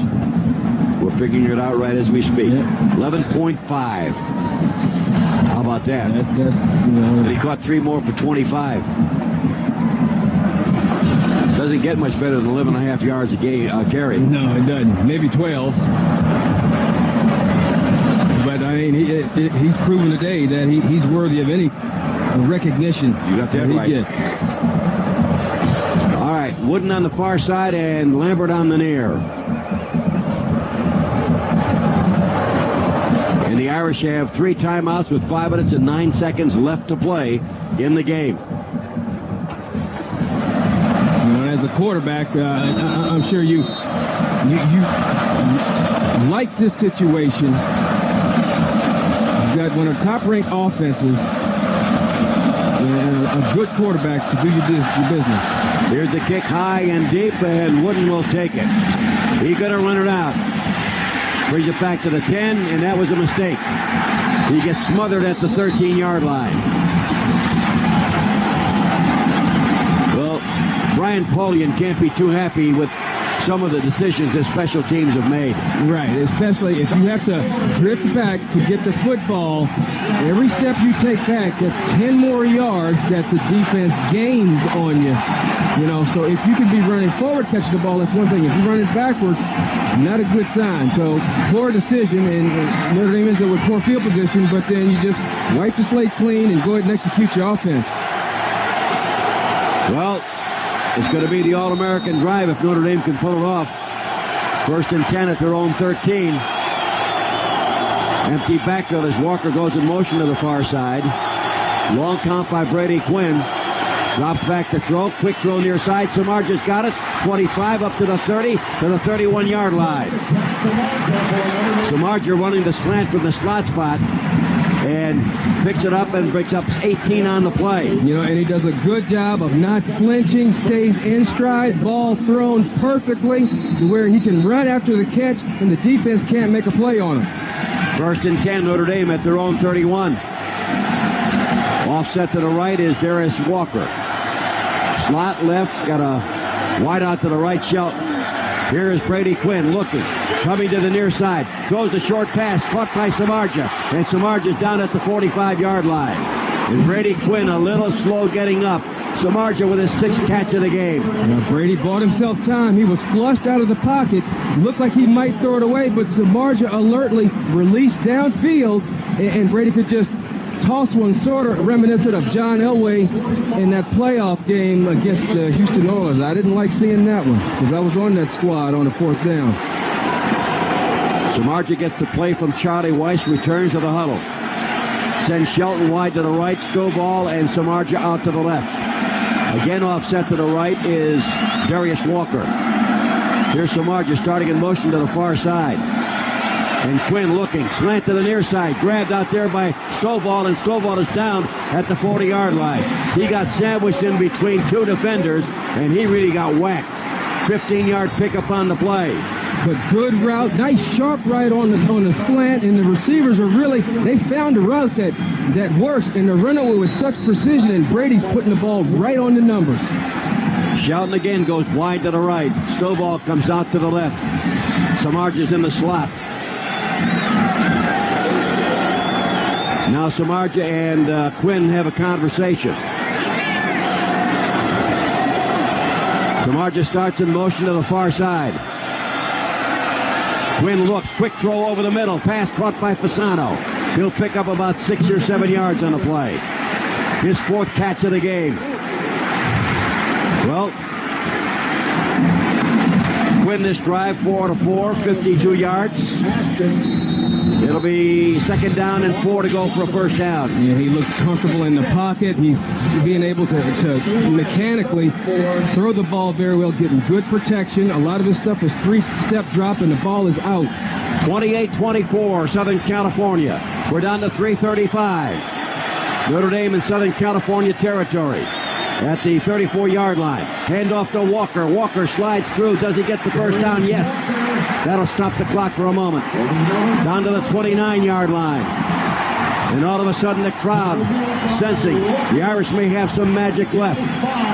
1st and 10 at the 29-yard line. After Walker picks up 5 after needing 4. And they've hit him with the pass. They can sneak in with a run. A quick trap that goes across the formation. Again, Shelton wide to the right. Stovall and Samardzija out to the left. The 3 S's are in there. Walker's the tailback. 1 back set. Tight end is to the right side. Shelton starts in motion. Hand off Walker. Walker up to cut to the outside. Walker down to the 20, 15, 10, out of bounds at about the 8-yard line. And Ton Walker, a good play, first of all, with the draw. Everybody looking for the pass. But Walker, once he gets in the open field, that's the fastest I've ever seen him run. Turned on the jets and just went to the outside. It was a race. It is 1st down and goal to go Notre Dame at the 9-yard line of USC, a 20-yard run by Darius Walker. Now, this drive began at the Notre Dame 13-yard line. Well, it's a confident offense. They didn't care where they started, but they do need to finish. This drive is a 78-yard drive at the moment. Handoff left side, Walker. Inside the 5, down to the 4. The crowd on its feet here at Notre Dame Stadium. Yeah, and one of the things that's good, Tone, USC's going to break it down. They had their nickel defense in, and Notre Dame spread out everybody. So now you got 5 on 4, and Walker can get some good blocking and has some nice room to run in. 72 yards and 19 carries for Darius Walker. Stovall goes wide to the right. Travis Thomas replaces Walker in the backfield. Slot to the left with Samardzija. Empty backfield. Thomas in motion to the far side. Quinn looks. Going to run it himself. Down to the 5. End zone. Did he break the plane? Yes, touchdown! Brady Quinn took it himself and broke the plane on the goal line. And it's now 30-28. Notre Dame out in front by 2. 87 yards. 8 plays.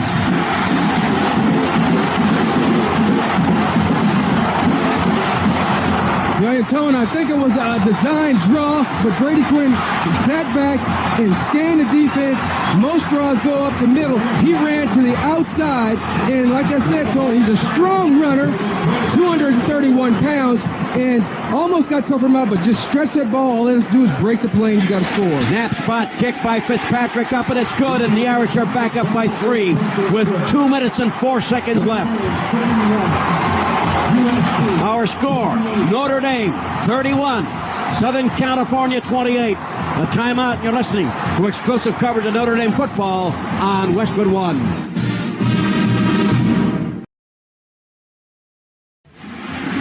And another red zone touchdown. With that touchdown, Milwaukee Electric Tool makes another donation to the Habitat for Humanity. Milwaukee Electric Tool, nothing but heavy duty. And Notre Dame, pinned back at its 13, goes 87 yards to take the lead once more.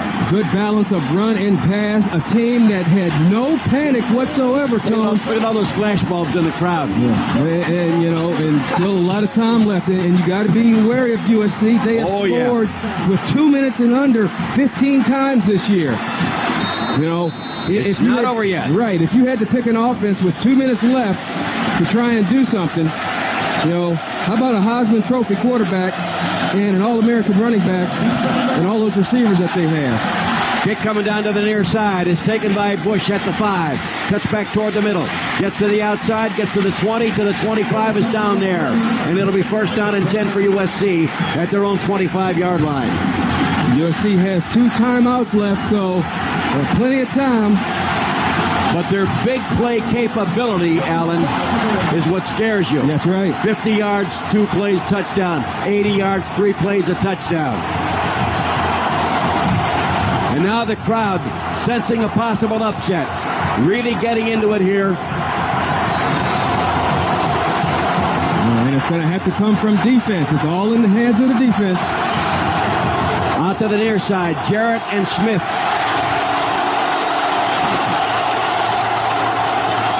One back set. Man in motion to the right. Liners back to throw. Looking, firing the pass, and it is incomplete. Great coverage by Notre Dame on that particular play, covering Dwayne Jarrett. It's actually probably a bad pass because the look of double coverage right there. Good coverage by Mike Richardson and Tom Zibikowski coming over the top to help. Second down and 10 from the 25-yard line. 1:54 left. 15 out of 29 for Leinert. 230 yards. And picked off twice. 3 wide receivers to the right, 1 out to the left. Leinert back with time, under pressure, tackle, sacked back at the 15-yard line. Racked one up that time for Trevor Laws. And Trevor Laws just submarined in, beat his man, and Leinert really not a chance to react. Grabbed him around the ankles and he went down. That's Trevor Laws' first sack of the year, Alan. First of his career. Timeout call by USC with 3rd down and 19. And Southern California, 4 of 11 on 3rd down in this game. Yeah, and it's 2-down territory. So for Notre Dame, they just have to keep everything in front of them. Don't give up the big plays. Let them throw anything underneath. Now, they are dangerous when they throw it underneath because guys can run up to the catch. The nice thing about Notre Dame's last drive, we saw Charlie Weiss make the calls and the players execute. And it's one of those drives where they weren't aided by penalties or anything. They just flat out execute. Yeah, and it was flawless. It was a drive where there was good composure by all of them, no panic, knew they had a good game plan, good offense, and you're right, good execution going all the way down, good mix of plays, just a very confident football team. The defense needs some confidence right now.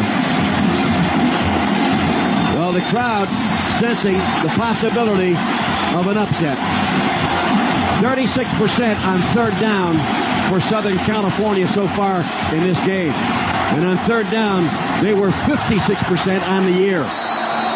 Yeah, they came in with a very nice 3rd down conversion rate, and that's a telling statistic to me because it means they're keeping the ball moving the chains. Jarrett wide to the left. Slot to the right. Running back offset to the left. Leinert back to throw. Sets up, fires a short pass. Gets it to Reggie Bush. 25. Gets up to the 26-yard line. He's back to the original line of scrimmage +1, and now they're in 4-down territory. It's going to be 4th down and about 8 or 9 to go for a first down. Another timeout called by USC. Yes. And that may be it. That's the last one.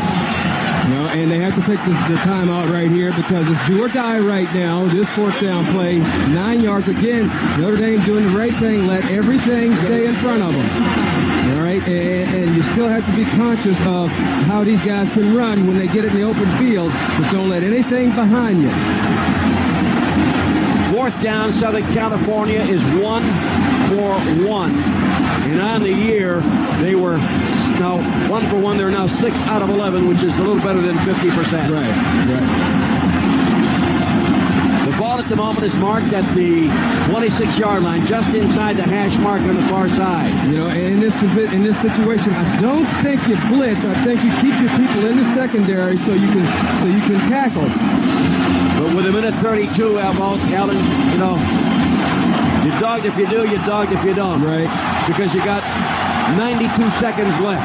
And you don't want to give them a new set of first downs. That's right. Not with 3rd down and 19 and 4th down and 8 or 9. Right.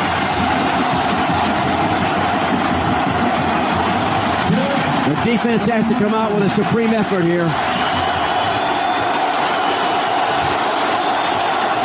4th down and 9. This could be the ball game. Liner at the quarterback.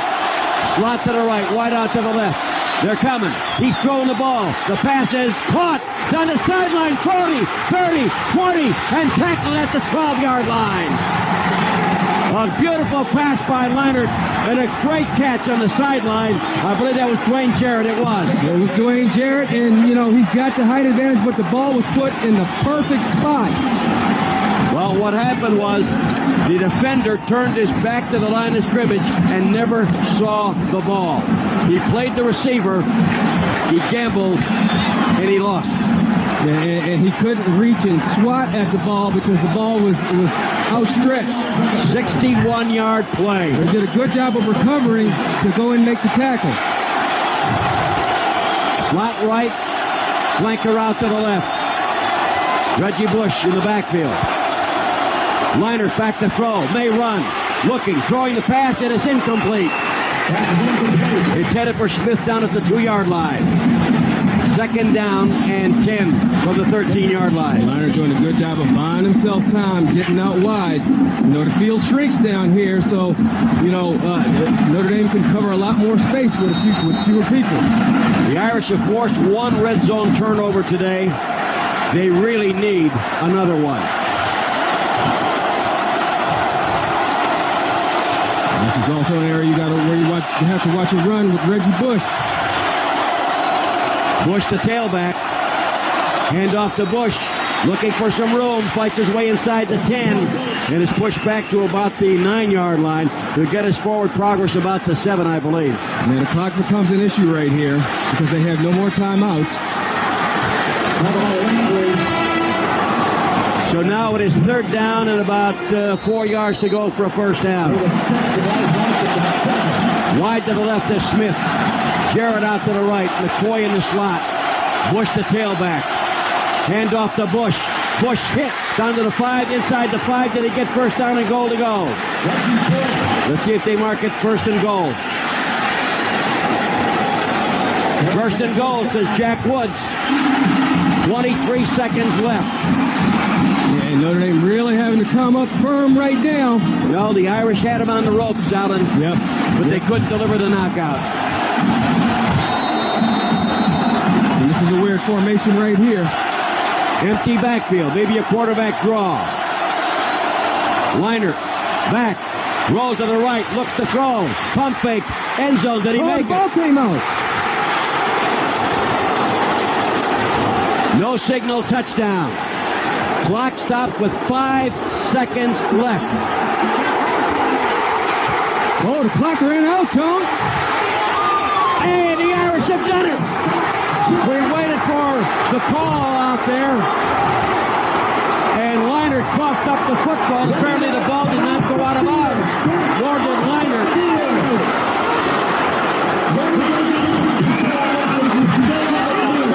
There won't be any replay they're going to get some more time put on the clock.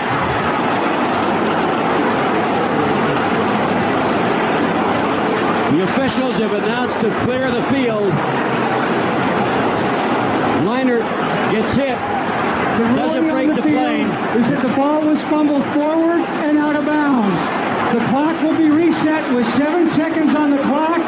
We will start the clock on the ready for play. How do you have 7 seconds when they had 5? How do you have 7 seconds?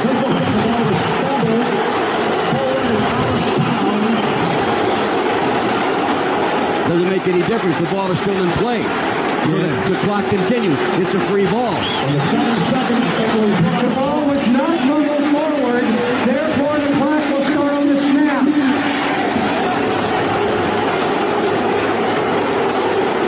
The ball looks like it's on the goal line or the 1 yard line. But the ball will start on the snap. So this is it. Quarterback sneak did not. Did he make it? Yes, touchdown. Leinert scores the second effort. And Southern California is going to win this game. They're out in front by a score of 34-31. 75 yards in 9 plays. And they had the ball on the goal line. They've been successful on that left side of the field all game long. So Leinert goes in from 1 yard out. And there's still 3 seconds left. There's going to be a penalty for excess celebration now. What that means is I guess they can take the penalty on the kickoff. So you hope that, you got a little more field to run.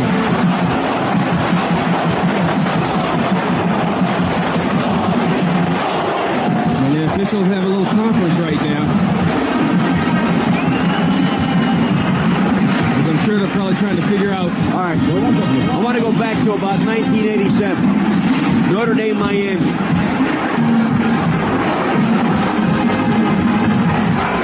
Remember, they had 3rd down and 33. Right. Sent a guy down the right sideline, completed the pass. I remember it. Down at the Orange Bowl. Yes, I remember it. 4th and 9. And they come up with a big play. But, hey, look. They are the #1 ranked team for a reason. Yep. They make big plays when they need to be made.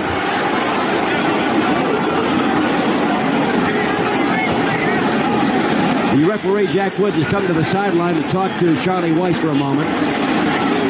After the score, dead ball, unsportsmanlike conduct on the offense. 15-yard penalty will be enforced on the try.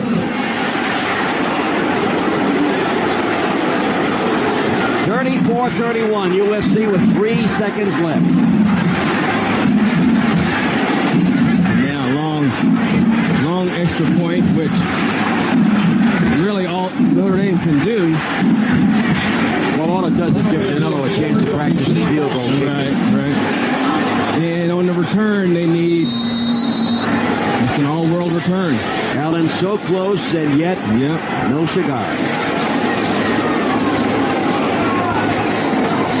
Mario Danilo. 2 out of 3 in field goal attempts.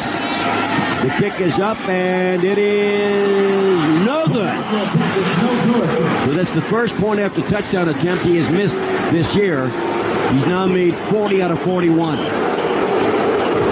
But the Irish have 3 seconds. Right. And to get it done. It comes down to the return. They have to return it for a touchdown. And boy, I guess we'll go back and study that one play where the fumble occurred and the clock ran out and all that stuff. Right now, Jack Woods in the conversation with Charlie Weiss.